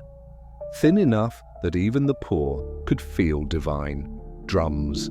Beneath the moon nights of celebration filled streets with rhythm, light, and temporary freedom. When the sun dipped low, casting bronze shadows across the temple walls, the real festival began. The Nile reflected the stars, and torches lined the streets. Flickering tongues of fire cradled in clay bowls, held aloft by children, servants, anyone who wished to walk with the night. Drums began to sound, not fast, not frantic, but steady, like a heartbeat echoing across the riverbanks. In villages and cities alike, people poured into the open spaces. Work was done, cattle were fed, the gods had passed, and now the people danced. It was not choreographed or formal, it was free. For once, Egypt allowed joy without strict lines. There were rules, yes, but they blurred with wine and rhythm. Women threw scarves over their shoulders and swayed, laughing into the night. Boys clapped, tried to match the beat. Elders sat and watched, hands on their knees, smiling into the firelight. The city was no longer a place of labor. It was a circle of music. Some sang songs of love, others recited old stories. There were jokes, flirtations, poems whispered beneath fig trees. There were fights, quickly ended. Kisses, quickly started. It was a moment outside time, not chaos, but relief. And above it all, the moon watched, cool, silver, ancient. It cast its light across the rooftops, across the water, across faces full of sweat and joy and something older, reverence. Because even joy here was sacred, not an escape from life, but a deep return to it. In the morning, life would resume with ploughs and dust and silence, but for now the drums played on, and Egypt, so often still, breathed loud, sacred intoxication. Beer and wine flowed, not just for joy, but to bring mortals closer to gods. At the heart of many festivals lay something else, something stronger than music or scent, a drink. And not just any drink. Beer brewed thick and earthy, wine dark as pomegranate. These were not refreshments, they were invitations. To drink was not to escape, but to cross. The Egyptians believed that intoxication, in its sacred form, allowed mortals to reach closer to the divine. Hathor, goddess of music, love, and wine, was often honored through drink. At her festivals, people drank until the lines blurred, not out of disrespect, but in mimicry of the myths. Hathor once calmed her fury with beer dyed red, thinking it was blood. Through drink, her rage became joy. Through joy, peace returned. Priests drank, but modestly. Commoners drank freely, some drank deeply, but the purpose was not merely pleasure. It was surrender. To let go, to laugh without shame, to cry if needed, to fall into a rhythm older than thought. Even the land reflected this belief. Beer jars were buried in tombs, wine jars were labeled with vintages and festivals.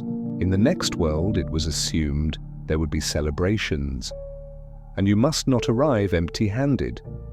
But drink also had rules. Not everyone was allowed to overstep.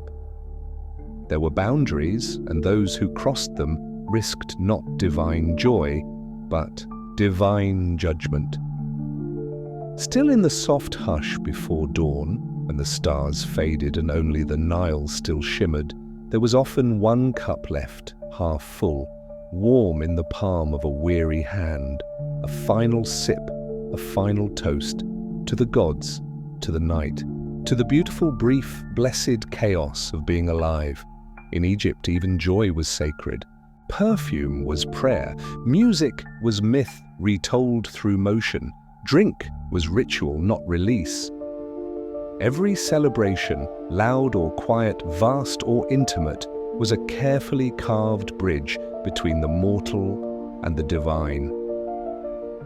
And though the drums faded and the incense curled away, and the gods returned to their sanctuaries, something always lingered: the scent, the rhythm, the memory of a night when heaven opened its doors and let the people dance through.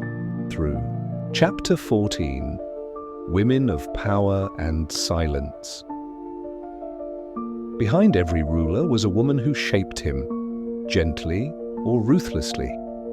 In the golden light of dawn, when the temples were still shadows and the statues were just outlines against the sky, there were women already awake, watching, guiding, deciding. Egypt was a land of kings, yes, but it was also a land where kings were born in the hands of women. The mother of a pharaoh was not simply a parent. She was legacy. She was fate.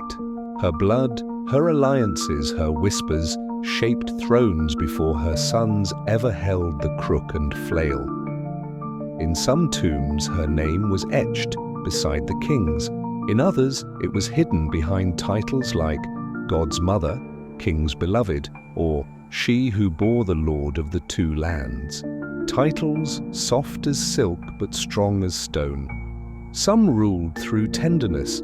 They raised their sons on stories, tales of Ma'at, of justice and duty.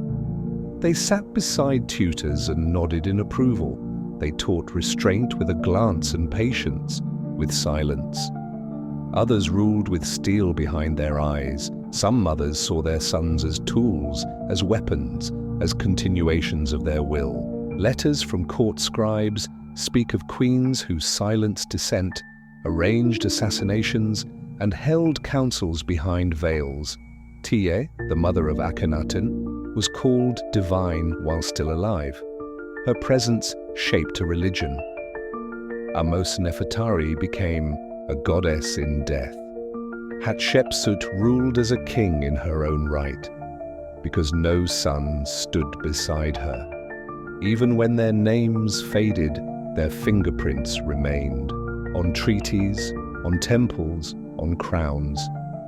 Behind every powerful man in Egypt there was a woman, not always applauding, sometimes pulling the strings. Property and papyrus women could own land, write contracts and divorce, but still walked in shadows, in the shade of the markets where goats bleated and pomegranate juice darkened the dust. A woman signed her name to a contract.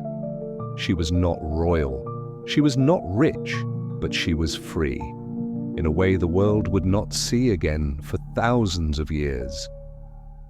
Egypt gave its women rights that others would not imagine. A woman could own land, she could manage businesses, she could write contracts, appear in court, inherit wealth, and even pass it on without a husband's permission. There are scrolls that survive, delicate papyri, ink faded with time, where women buy homes, lease farmland, and even lend money with interest. They wrote wills, they divorced, they remarried. In the legal eye, they were equals, and yet they walked in shadows. For all the rights granted on papyrus, the streets told a different story. Most public spaces were ruled by men, most temples were led by male priests. Most monuments honored male achievements. Power was offered, but it had to be claimed quietly. A woman who spoke too boldly might be called dangerous. A wife who pressed her name too far into a record might find it erased. So many women learned to navigate power with grace. They used their signatures where they could. They raised sons and managed shops. They whispered advice into the ears of officials. They moved through silence like dancers, never loud, never obvious, but always present. Because even when history doesn't record them, the ink of their choices still lingers, soft as shadow, sharp as truth. Priestesses of the moon, women led sacred rites, held secrets, and whispered to gods others feared. Not every woman in Egypt sought power through politics or marriage. Some sought it through the divine, through candlelight, sacred, water, and the mysteries of the moon. Priestesses were not decorations, they were voices, intercessors, guardians of knowledge the world wasn't ready to see. In temples to Hathor, Nephthys, and Isis, women served as dancers, musicians, and oracles. But more than that, they became vessels for sound, for story, for spirit. When they shook the sistrum, it wasn't just music, it was a calling, a summoning of divine presence. Some priestesses were trained in astronomy, charting stars to interpret omens. Others memorized entire scrolls of ritual. They prepared the dead for burial. They bathed the gods' statues. They guarded the inner sanctuaries where no man could tread. There were festivals where only priestesses sang. Songs in languages no longer spoken, layered with layers of meaning. Songs to soothe the angry goddess. Songs to awaken the divine from slumber. And always, they worked in silence. Not silence of absence, but silence of power. Their authority was not shouted from rooftops, it was held in the way they walked, the way they placed an offering, the way they stood without flinching beside the sacred flame.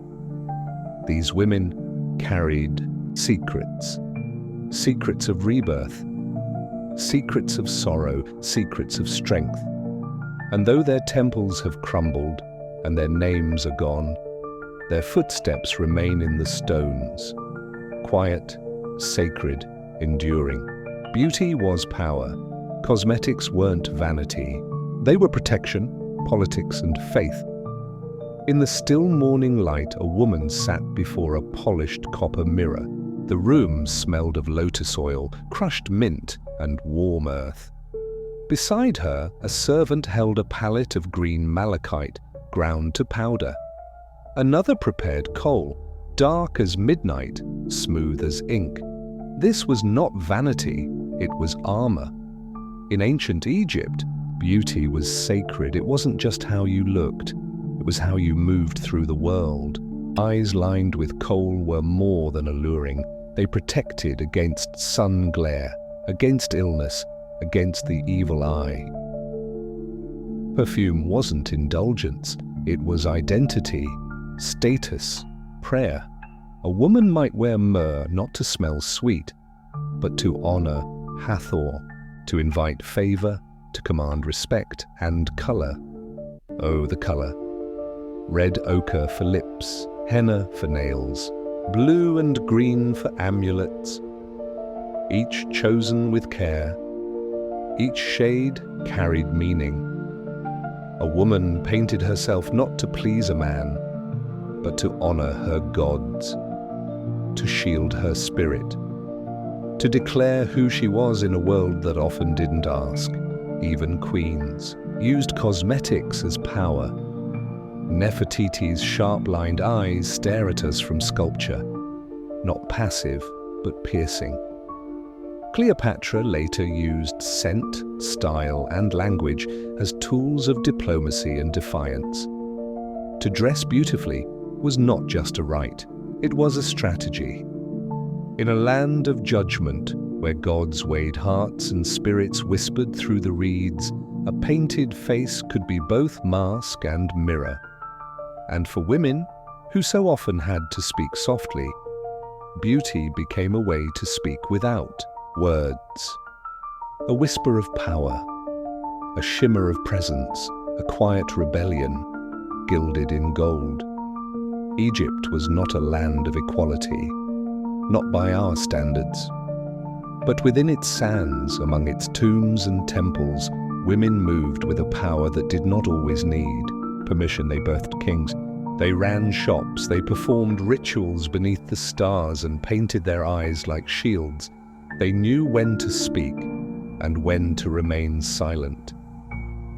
Not because they were afraid, but because they understood that silence too can be powerful. And in the long memory of Egypt, where so many voices have vanished, the footsteps of these women still echo. Chapter 15. The Hidden Kingdom of Children. Children played with dolls, balls, and dreams until duty came calling.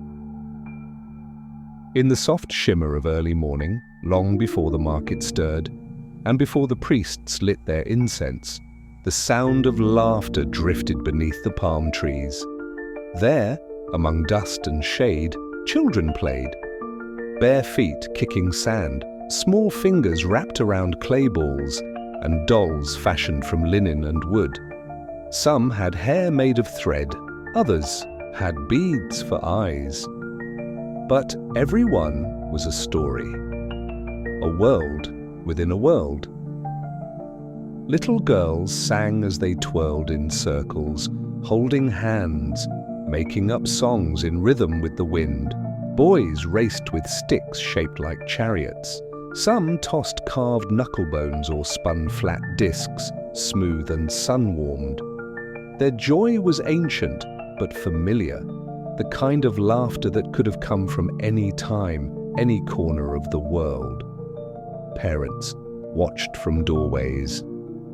Grandmothers swayed on woven mats, smiling softly. But no one forgot what waited ahead. Childhood in Egypt was short, sweet but swift. By the age of 10, often much earlier, games faded, dreams dimmed, and duty arrived. Like the desert heat, slowly, then all at once. But for a few hours each day, the world was still soft. The sun was still kind, and the children, before the bricks, before the gods, before the names they didn't choose, were just that, children, tutored by gods. Even toddlers were taught to respect divinity through ritual and repetition. Inside cool-walled homes and under the quiet roofs of temples, another form of learning took shape. Not through scrolls or speech, but through gesture, imitation, and repetition. From the moment a child could walk, they were watched by gods. Tiny hands were taught to clap 3 times at the shrine. Eyes were guided to gaze up towards statues of Horus or Thoth. Voices were urged to repeat simple blessings, not just words, but rhythms of reverence. Praise be to Ra who brings the sun, thanks to the Nile that feeds our bread. Even if they didn't understand, they learned the tone, the flow, the pause. Children were not expected to grasp theology, but they were expected to show respect.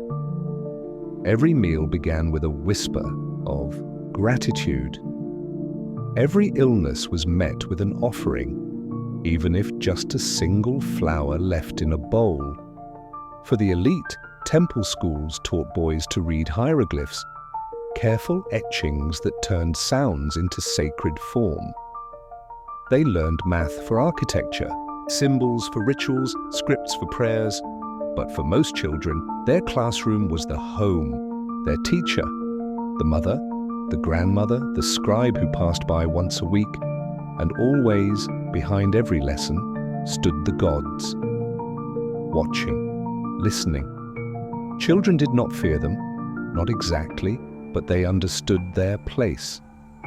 They knew they walked among unseen forces. They learned to bow with meaning, to speak with care, to never say the name of Seth too easily, to always show reverence to cats. For Bastet might be listening. Faith was not forced. It was folded gently into every morning, every meal, every nightfall. And in that repetition, the divine became familiar. Shadows of labor. By age 7, many were working, shaping bricks or herding goats. The play ended quietly. It always did. Not with a moment of sadness, but with a shift. A glance from a parent, a gesture toward the fields, a quiet nod from a grandfather. And the child would set down the toy, pick up the task, and follow the rhythm of the grown. 7. Many Egyptian children were no longer only sons and daughters. They were workers. In village yards, boys carried baskets of mud, thick, warm, waiting to be shaped into bricks. Their small hands pressed straw and clay into wooden molds, then turned them into the sun to dry. The work was simple, repetitive, but not light. The bricks would build storehouses, kitchens, even temples. In the fields, some herded goats. The animals followed them through reeds and sand, nipping at wild barley.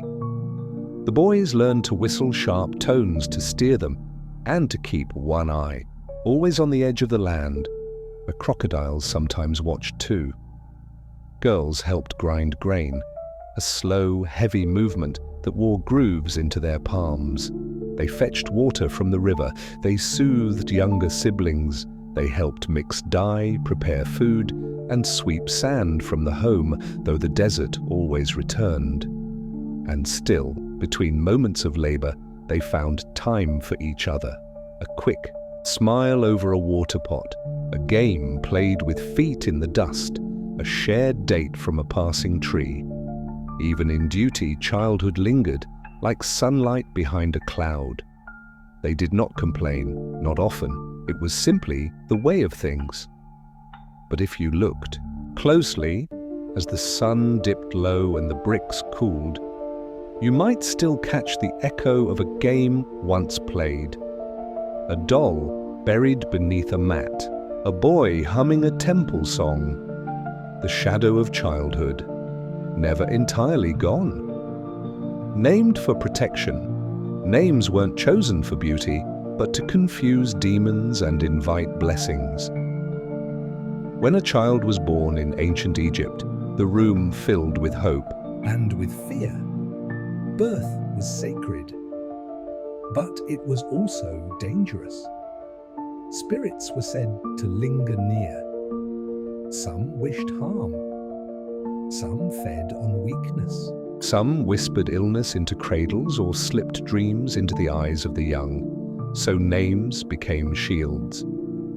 Parents didn't choose names for beauty. They chose them for power, for protection. Some names honored gods. Amun's gift, servant of Hathor. Ra is great. Others were chosen to trick demons, using ugliness or commonness to avoid attention. To name a child Mehi, meaning cat, was to say, nothing here is special, a kind of camouflage in the spiritual wild. Sometimes children were given two names, one public, one secret. The hidden name whispered only in prayers or danger. It was believed that if a demon learned your name, it could curse you, but if it never heard the true one, it could never touch you. Amulets were also given, carved into turtles, frogs, ankhs, or eyes of Horus. These hung around necks or were sewn into clothes. Mothers sang names into the night, not just out. Of love, but to wrap their children in protection. A name was more than a sound, it was a prayer. And even as the child grew, learning to carry bricks, tend goats, bow before gods, the name carried them, sometimes loudly, sometimes in silence, but always like a thread of light through shadow. To be a child in ancient Egypt was to walk between two worlds, one of sand and play, one of labor and ritual. Laughter echoed, but not for long. Games were treasured, then traded for duty. Names were whispered, not just to call, but to guard. There was joy, there was learning, there was work. But innocence in Egypt was not a place to stay. It was a doorway, passed through gently, closed softly behind. Chapter 16. The Nile's Reckoning. Each year brought hope or hunger. Its rise was watched with fear. Each morning, long before the field stirred, before cattle groaned or smoke rose from hearths, a farmer stood beside the river, still waiting. His toes sunk into the cold mud, his eyes locked on the waterline, and in his silence echoed 1,000 years of hope. The Nile was not just a river, it was a god, Happy, the bringer of fertility, the one who flooded the land, not in destruction, but in rebirth. Its waters carried black silt, rich, dark soil that fed wheat, barley, flax. Without it, Egypt was nothing but dust and stone. But Happy was moody.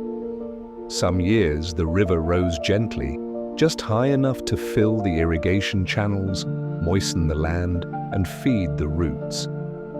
Songs were sung, prayers were whispered.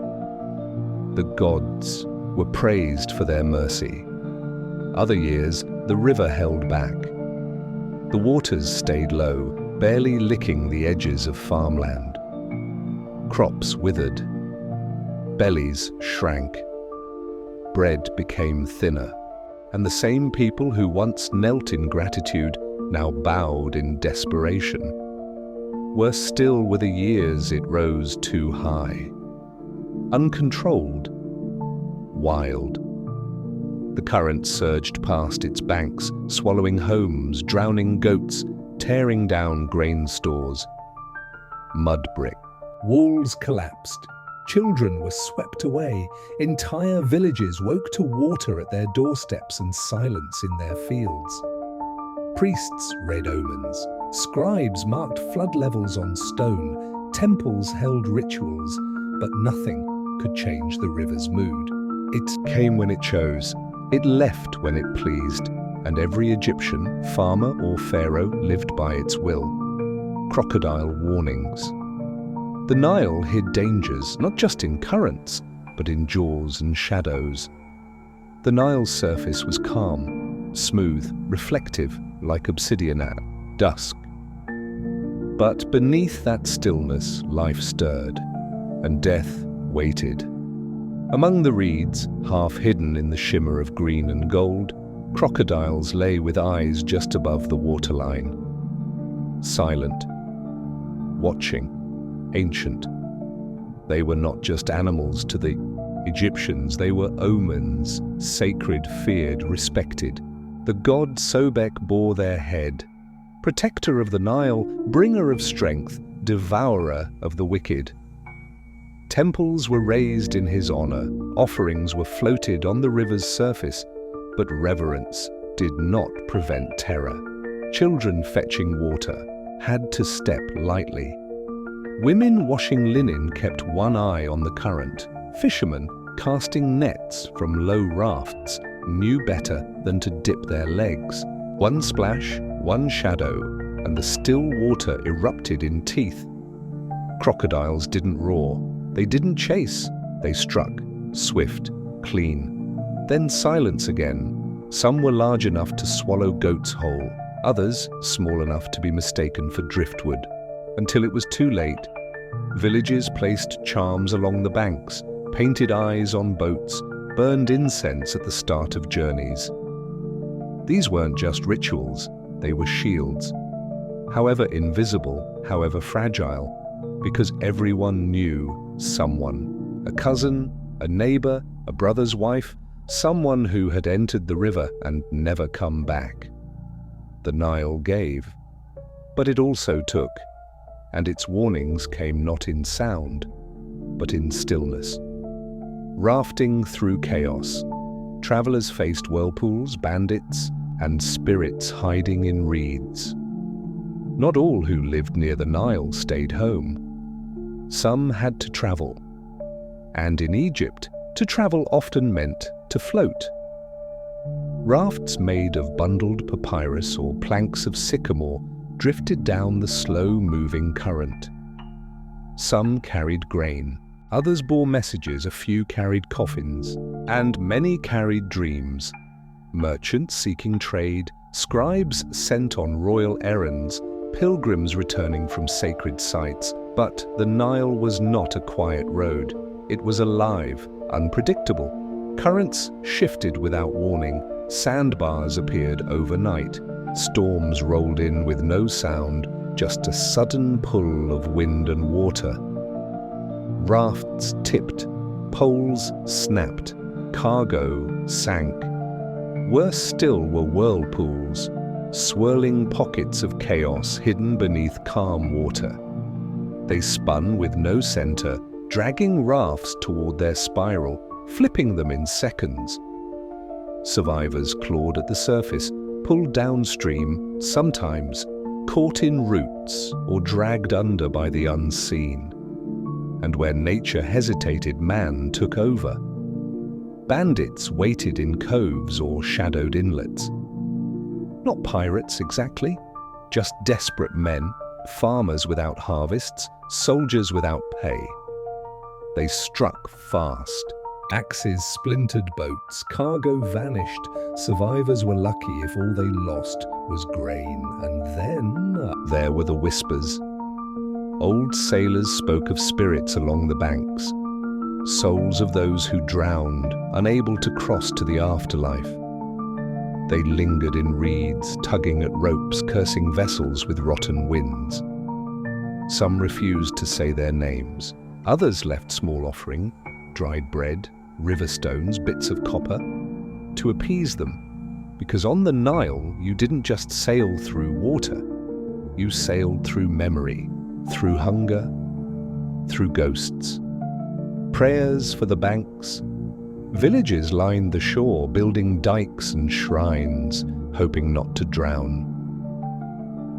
All across the edge of the Nile, from Elephantine in the south to the Delta in the north, small villages stood like sentinels, eyes turned always toward the water.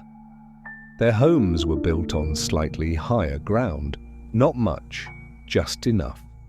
Mud brick houses stacked beside one another like stones in a child's hand. Courtyards opened to the river, paths curved gently to docks and wells. But beneath every home was a question. What if the river rose too high? So, villagers built dikes, low walls of stone and packed earth. They laid down clay barriers, dug channels, carved canals to carry excess water away. Boys and elders patched leaks with reeds. Women scooped overflow into jars. It was daily work, patient work, and it was never enough. When the river raged, it ignored barriers. It swallowed everything, so alongside the walls, they built shrines, small, altars with painted bowls, statues of Hapi, Sobek, or Isis. They offered lotus petals, pressed oil, drops of beer, and they prayed, not for wealth, not for ease, just balance. Let the flood come, but not too far. Let the crops grow, but not drown. Let the water nourish, but not steal. In times of peace, children splashed at the edges chasing frogs, men cast nets singing softly. The river was generous, but every village had stories of years when the water rose past their ankles, then their knees, then their waists, of times when the Nile stopped being a gift and became a grave. And so they lived on the banks, never far, never safe, watching, waiting, always praying. The Nile was Egypt's heart, beating slow and strong, but never steady. It fed the people. It defined the land. It carved borders, not just on maps, but in souls. But it was never tame, never promised. It reminded all who lived beside it that no gift came without cost, that no life, no kingdom, no home was beyond its reach. To walk beside the Nile was to walk beside power, unseen, unpredictable, unforgiving. Chapter 17, Nightfall and the Underworld. Each night, the sun god battled chaos, ensuring morning's return. As the sun dipped below the horizon and the last streaks of gold softened into grey, Egypt held its breath. To the modern eye, night is a pause, a break. But in ancient Egypt, night was not stillness. It was passage. It was peril. The people believed that when the sun vanished from the sky, it did not disappear. It journeyed. It slipped beneath the curve of the earth, sailing into the underworld, where no man could go and return unchanged. This voyage belonged to Ra, the sun god, the great circle, the protector of life. Every dusk, Ra boarded his celestial boat and began his descent through the Duat, the dark river of the afterlife. There, he met enemies not of flesh, but of force. The greatest was Apophis, the serpent of chaos, a shadow without reason, without mercy, trying to devour the sun forever. Each hour of the night was a battle. Ra was not alone. Gods and spirits rode with him, Isis, Set, Mehen, and others, rowing and chanting spells, defending the light against the dark. The journey was a cycle, but not a guarantee. Victory was not promised. Each night was a test of balance, of power, of Ma'at. And if by dawn the light returned, it meant Ra had prevailed again. Chaos had been held back one more time. The people could breathe, farm, pray, love, but they never took it for granted. Because night was not just darkness, it was war. And morning, every single morning, was a miracle. Lamps against spirit. Families lit oil lamps to keep the restless dead at bay. As the last hues of sunlight faded from the mud brick walls and the breeze turned cooler, homes across Egypt began to glow, softly, warmly, with small flickering flames. Lamps were lit, shallow clay bowls filled with oil, a strip of linen floating like a tongue of fire. Some were plain, others carved with lotus or eyes of Horus, but every household had at least one. They weren't just for light, they were for safety. Night, the Egyptians believed, brought more than sleep. It brought the dead, not all of them kind. There were those who wandered, souls buried improperly or forgotten by their descendants. Spirits without offerings, names no longer spoken. And when the world grew quiet, they stirred, drawn to the warmth of the living. Some sought food, others company. Some brought nothing but coldness, a heavy air that pressed down on chests and whispered into dreams, so the people lit lamps. One in each room. One for the gods, one near the threshold. Light was protection. It reminded the spirits they were not welcome, not yet. Incense was burned too, kifi made of honey, wine, and herbs. The smoke curled through doorways and windows, sealing the home in scent and prayer. Children were told to stay close to their beds. Mothers pressed amulets under pillows, small figures of Bes or Tawere to guard the night, and elders sat quietly beside the flame, whispering old names, just to be safe. Because darkness did not always mean danger, but it always meant presence. Dreams as portals. Sleep wasn't just rest, it was a crossing, a vision, a warning when the lamps had burned low, when the silence wrapped itself tightly. Around the home, the people lay down not just to rest, but to journey. To the Egyptians, dreams were not fleeting illusions. They were messages, visions, sometimes from gods, sometimes from the dead, and sometimes from somewhere far older. The moment sleep took hold was sacred, like stepping through a veil. A man might dream of a jackal walking beside him. He would wake in fear, not of death, but of judgment. An old woman might dream of her husband, long gone, whispering from a reed field, and know he had something left to say. Dream interpreters existed, learned ones who could untangle meaning. A lion meant strength. A flood meant warning. Falling teeth foretold loss. Flying meant divine favor. Books were written to decode these signs. The Book of Dreams, preserved on scrolls, listed symbols and outcomes, some hopeful, some grim. It was studied like scripture. People prayed before sleep, asked for visions of clarity, begged not to be visited by angry spirits or misleading illusions. And sometimes, when dreams came true, when a son returned just as dreamt or a field failed just as feared, belief only deepened. Sleep in ancient Egypt was not the absence of life. It was another form of it, a place where souls floated freely, where hearts could speak, where truth wore masks, but always revealed itself in time. Owls and omens, every sound had meaning, every rustle a presence from beyond. In the darkest hours, when the moon was hidden and the wind no longer moved, the reeds, The ears became sharper than the eyes. The Egyptians listened.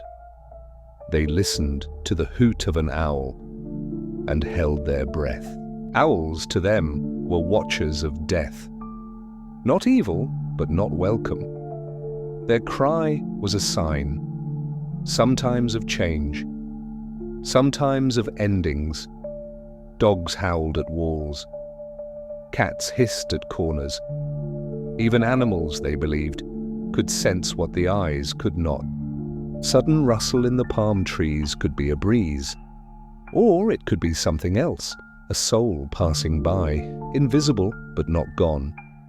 Footsteps that seemed too slow, too soft. A creak from a door long shut. A whisper that had no voice. They weren't always afraid, but they were always alert. Omens filled the night. A broken jar after dusk might mean a quarrel would arrive before morning. A candle that refused to light. A spirit refusing peace. And so they responded with care. A woman might pour water into a bowl, setting it near the door for passing spirits. An invitation of peace. A man might recite a hymn to Osiris, asking for protection through the hours of shadow. Children were taught to respect these moments, not to shout, not to laugh too loudly. The night, after all, had ears. To live in ancient Egypt was to live with awareness, not paranoia, but reverence. Because when the world was darkest, it was also closest. To gods, to ghosts, to truths too deep for daylight. Night in ancient Egypt was not emptiness, it was motion. Invisible, sacred, feared. Ra battled chaos far beneath the world. Lamps flickered against shadows, dreams opened into realms unspoken, and every sound carried the weight of meaning. They did not rush the darkness, they honored it. And when morning finally came, soft, golden, alive, they knew it had not come freely. It had been earned by courage, by prayer. Chapter 18. The Language of Eternity.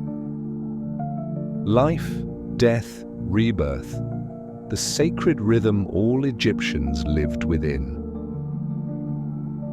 Long before the first pyramid touched the sky, and long before the Nile had carved its path through the desert, there was a story, whispered, repeated, lived. It was the tale of Osiris. He was not just a god, he was the heart of Egyptian belief, the myth that explained life, the silence that gave meaning to death, the promise that made each sunrise more than routine. Osiris ruled the world with kindness, a green-skinned king crowned with white, cloaked in justice. But not all gods loved peace. His brother, Set, born of storms and sand, grew jealous, and in a night of treachery, Set tore him apart, scattering his body across Egypt. The land wept, the people mourned, but Isis, his wife, his sister, his mirror, refused to accept the silence. She searched across marshes, through wind, under stars. Piece by piece, she gathered him, reassembled him, sang over him the songs of resurrection, and with her magic, her love, her grief, she brought him back, not to the world of the living, but to something greater.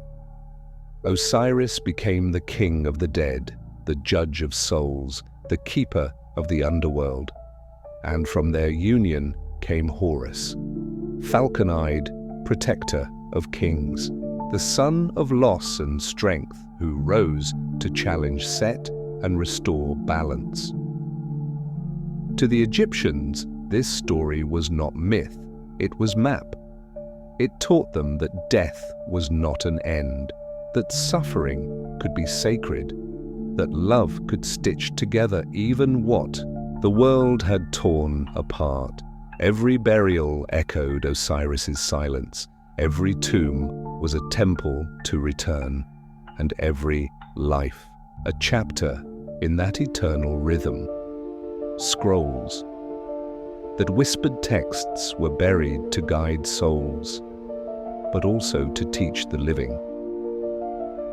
In the hush of tombs where light fades and stone hums with memory, there lay something more than gold. There were scrolls, fragile, coiled, written with care, papyrus sheets folded like breath, ink pressed from soot and plant, guided by steady hands.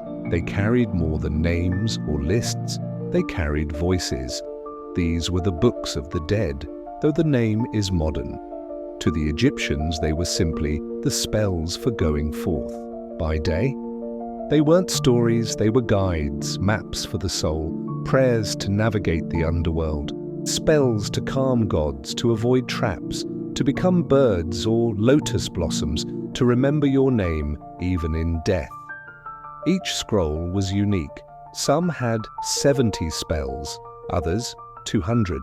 Some were richly illustrated, gods dancing in blue and gold. Others were modest, just lines of black ink on tan fiber. But every scroll whispered. They whispered to the dead, reminders, reassurances, instructions. They whispered to the living, warnings, hopes, a legacy inked into silence. Families paid scribes to write them, often with blanks left in place to add names when death came. Even the poor tried to afford one. And when they could not, they memorized the words, recited them until they became breath, passed them to children like lullabies. The scrolls were buried with the body, hidden beneath linen or tucked beneath, the head like a pillow, because in Egypt the journey was long, and no soul should walk it without words. Even today, when we unroll those scrolls under museum glass, the ink still holds its shape, still whispers, if you listen closely. The word as creation. To speak was to summon, to write was to shape reality. In Egypt, the spoken word was not just communication, it was power. To say something, truly say it, was to call it into being. Words shaped the world. They called gods to temples. They sealed curses into stone. They breathed life into spells and memory into names. Even silence had its rhythm. But words were fire. The god Thoth, with the head of an ibis and the pen of eternity, was the master of language. He invented writing. He kept the records. He knew the names of everything. And through those names held dominion over them. Egyptians believed that if you knew the true name of a god or a person or a place, you had power over it. That's why names were written on tombs, on walls, on statues. To be named was to be remembered, and to be remembered was to exist. But this was delicate power. Words could also destroy. A name chiseled off a monument erased a life. A name never spoken again condemned a soul to wander. Entire pharaohs disappeared from history this way, not by death, but by silence. So the Egyptians treated language with care. Scribes were honored not for ink, but for invocation. They didn't just copy, they conjured. Each curve of a hieroglyph mattered. A bird could mean beauty, or soul, or flight. But drawn poorly, it became meaningless. Powerless. To write was to create. To misspeak was to undo. To remember was to bless. They built in stone, yes. But it was through words that Egypt became eternal. Echoes in sand. Even forgotten villages whispered truths if you listened with patience. Far from temples and tombs past, the reach of tour guides or scholars lie the broken edges of villages, half buried, half remembered, crumbled walls, roofs gone to wind, shards of pottery beneath sand. They look silent, but they are not. If you sit long enough, if you let the wind pass and your breath slow, you might hear something. The sound of footsteps on packed earth, a child's laughter echoing near, a dried-up well, the scrape of bread against a hot oven stone. These were not the cities of kings, not the capitals of conquest, just homes, families, weavers, bakers, fathers who carved tools, mothers who folded linen, children who drew birds. In dust, they left no scrolls, no golden statues, but they left marks. Names scratched into bricks, prayers painted in soot on walls, figures of Bess tucked into corners, worn by touch. And when we dig, carefully, slowly, we find them. A necklace of beads, broken but bright, a spindle, a scrap of cloth with a single hieroglyph stitched into the edge. These are the language of ordinary people, a language not spoken aloud, not written in books, but carried in gesture, in rhythm, in presence, and somehow it lingers. Even the smallest grain of sand can carry memory. Even the quietest village can echo forever, if we listen without rushing, without expecting grandeur. Because Egypt's eternity wasn't just built in pyramids, it was whispered in kitchens, etched into bowls, dreamed by those no one remembers, but who lived deeply and left behind the language of being. In the Tati, and Egypt's power was not only in its gods or monuments, its deserts or kings, it was in the way it remembered, the way it named, the way it wrote itself into forever, line by line, myth by myth, word by word. It knew that stone could break, but stories could last. Because when you speak with care, when you write with meaning, when you whisper into time, even death listens. Chapter 19. Collapsing Kingdoms. When the Nile failed, so did everything built upon it. There were years when the river did not rise. The people waited, watching the banks, hands pressed to clay markers, eyes scanning the dry edge where water should have overflowed, but the flood never came. And in Egypt, when the Nile was quiet, everything else began to unravel. The soil cracked first, then the stalks wilted. Fields once green with barley faded to dust. What had been a land of plenty became a land of pale hunger. Bread shrank in thickness, beer turned thin. Animals grew, restless. Markets emptied, and then came silence. Not just the hush of empty storerooms, but the silence of mothers hiding hunger from their children, of farmers watching the sky, whispering to clouds that never gathered, of priests performing rituals with smoke and ash, offering prayers on dry altars. The Nile had always been Egypt's breath, but in these years it held that breath in, and people began to fall. Grain riots broke out. Temples ran low on incense. Scribes recorded famine in broken lines. It's the ink, sometimes blotched by trembling hands. One ancient inscription read only, "The people are dying, the gods are silent." Drought didn't come with fire or war.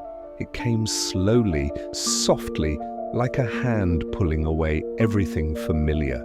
And the strength of a kingdom wasn't tested by its monuments, but by how long its people could wait. Some waited too long, others left, and some endured, not because they were strong, but because they had no other choice. Even as the river slept, Egypt stood still, waiting, always waiting, for the waters to return. Invasions and upheavals. From sea peoples to Persians, Egypt was reshaped again and again. The Nile may have shaped the land, but time brought other forces. Egypt was not alone. Beyond its deserts and borders, other empires stirred. peoples with ships, with steel, with hunger of their own. And when Egypt's walls grew thin, or its kings grew weak, those others arrived. They came from the sea, strange-faced warriors with bronze armor and foreign tongues. The sea peoples, as they would later be called, landed like storms. Not to trade, but to take. Temples burned, granaries were emptied. Cities that had stood for centuries crumbled in days, and they did not come just once. Later came the Libyans, then the Assyrians, then the Persians. Even Alexander, who would be called a liberator, arrived with his own gods and his own crown. Each wave carved a new shape into Egypt. Languages layered upon languages. Beliefs folded into one another. Gods were renamed. Capitals were moved. Pharaohs became puppets, kings in name only. But the people remained. They watched quietly from fields and doorways as banners changed. They bowed to new rulers, not out of loyalty, but out of survival. They kept their stories, they whispered their prayers, they buried their dead with the same amulets because invasions could break wall. But not memory. Egypt bent, but it never fully broke. And beneath each conqueror's heel, the sand still held the rhythm of the old songs. The pharaoh's last breath, even god-kings died. Their legacies crumbled with their tombs. They had been gods once. Pharaohs, divine in life, eternal. In stone, they built monuments taller than dreams. They named themselves sons of Ra, masters of order, lords of the two lands. But time, like the desert wind, did not care for titles. Even the strongest pharaohs took their last breath. Some died in battle, others in sleep. A few vanished, leaving only questions behind. And with their deaths, something shifted. The tombs, those grand vaults carved into cliffs and buried beneath pyramids, were supposed to last forever. But forever is fragile. Tomb robbers came with blades and torches, chipping away at silence. Gold disappeared. Sarcophagi were cracked. The sacred spells written to guide the soul were stolen or burned or scattered to wind. Even in death, the pharaohs were not safe. Their statues lost noses, their names were scraped from walls. Some rulers were erased from memory entirely, like Akhenaten, whose sun-worshipping revolution was buried under a return to the old gods. Dynasties ended with no one left to bury them, and yet something always lingered, a carving in a hidden chamber, a ring tucked in a forgotten grave, a story told by a child about a king who once made the river dance. Power faded, thrones cracked, but the breath of the pharaoh echoed on. Not in crowns, but in myth, and sometimes that is the only kind of immortality that matters. Sand covered, all temples collapsed. Statues toppled. But beneath, the stories survived. It did not happen in a single night, nor in a single year. It took centuries. One by one, the cities were abandoned. Walls gave way to wind, roofs bowed to weight. Columns leaned, then fell. The desert moved slowly but steadily. Like a patient tide, it swallowed what had once seemed untouchable. The great temples of Karnak and Luxor fell into silence. The Sphinx's face weathered down, grain by grain. Whole towns vanished beneath dunes, names lost, roads forgotten, voices buried. Even pyramids built to outlast time itself were cracked by roots and looted by greed. And yet, Egypt never truly vanished. Beneath the sand it waited, and those who came centuries later, the wanderers, scholars, dreamers, felt something. They dug, they brushed away dust, they opened doors sealed for thousands of years, and the walls spoke. They told stories in pictures and poems. They sang songs of gods and floods and festivals. They revealed lives not of kings alone, but of workers and wives and weavers. The stories had never left, only hidden. The people too endured, changed, renamed, reimagined, but carrying echoes in their eyes. A gesture passed down, a word in the wind, a way of lighting lamps, of honoring water, of walking barefoot over earth that remembers. Sand covered everything, but it also preserved, and beneath its weight, Egypt remained, quiet, waiting to be heard again. No kingdom lasts forever, not even Egypt, with its sun worship and stone towers, with its gods who walked among the people, and its kings who thought they never would fall. Plagues came, famines burned, invaders crossed its borders. Names were lost, statues were broken, entire cities disappeared beneath dunes. But still, something held, not the crowns. Not the gold, not even the temples. What remained was quieter. The stories, the breath between bricks, the way the Nile curves like a question, the rhythm of those who endured, not through conquest but through remembering. And that is how Egypt survived collapse, not through power but through presence. Chapter 20. Why You Wouldn't Last a Day. The romance of ruins, from afar, Egypt enchants. But its beauty came at a cost few today could bear. We picture it bathed in gold, vast pyramids rising against a purple horizon, obelisks standing like frozen Lightning, walls etched with eternal art, Egypt, the eternal kingdom. a place of wonder, of mystery, of majesty.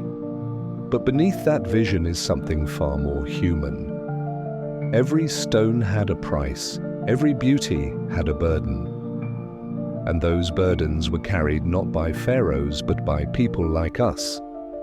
The pyramid we marvel at, it was lifted layer by sunburned hands, calloused and cracked. Under the weight of limestone blocks men groaned. Some sang to drown their pain. Some wept when no one was watching. Their names were never carved in those stones. Behind the fragrance of incense was the stench of sweat, blood and smoke. Behind the stillness of statues, the exhaustion of artists. Even the sacred symbols were scratched and rewound until wrists failed, until ink turned faint, until backs ached too much to straighten.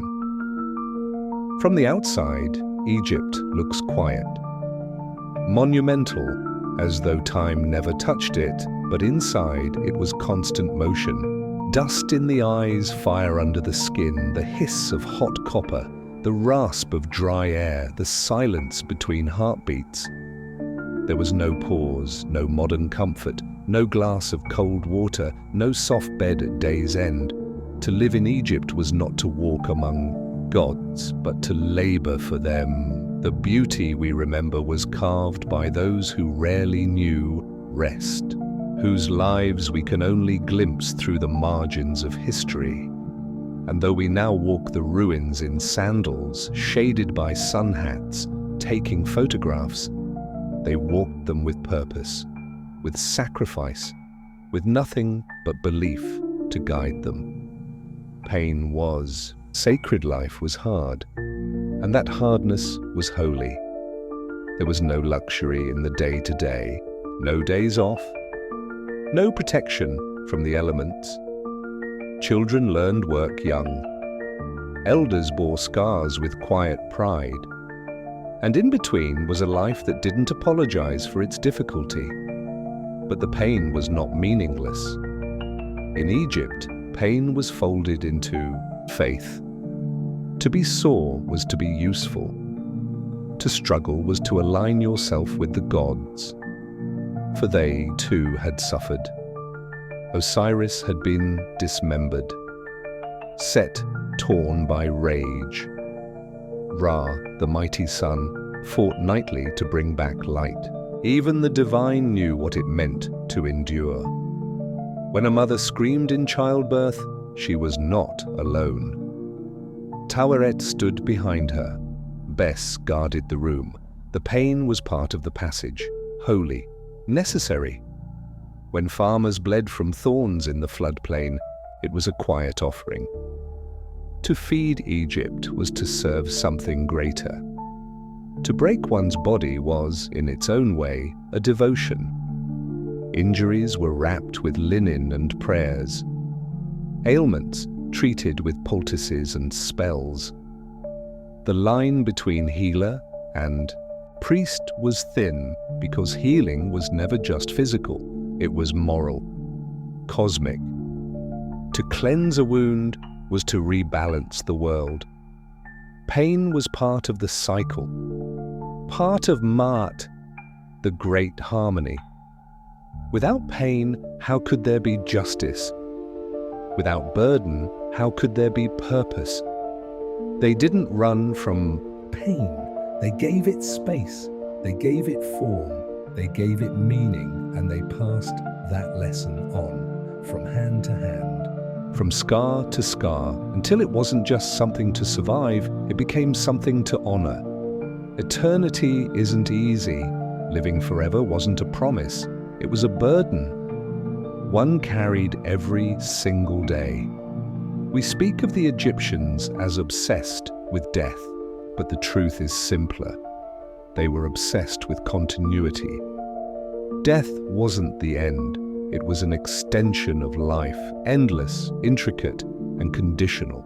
Every action in this world echoed in the next. So every day, every hour, was preparation. Your words mattered. Your behavior mattered. Your name mattered. For on the other side of death, your heart would be weighed. Not your accomplishments, not your gold. Your heart. And so they lived carefully. They told the truth, not because it was polite, but because it kept their soul light.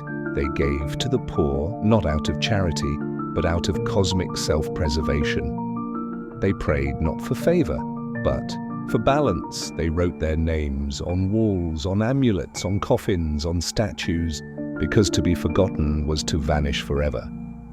And they preserved their bodies with resin, with linen, with spells, not to be admired, but to be whole, so that when the soul, returned to visit, it would recognize its home. Tombs were blueprints for eternity, filled with tools, food, words, rituals, and sometimes even curses, because the afterlife wasn't gentle.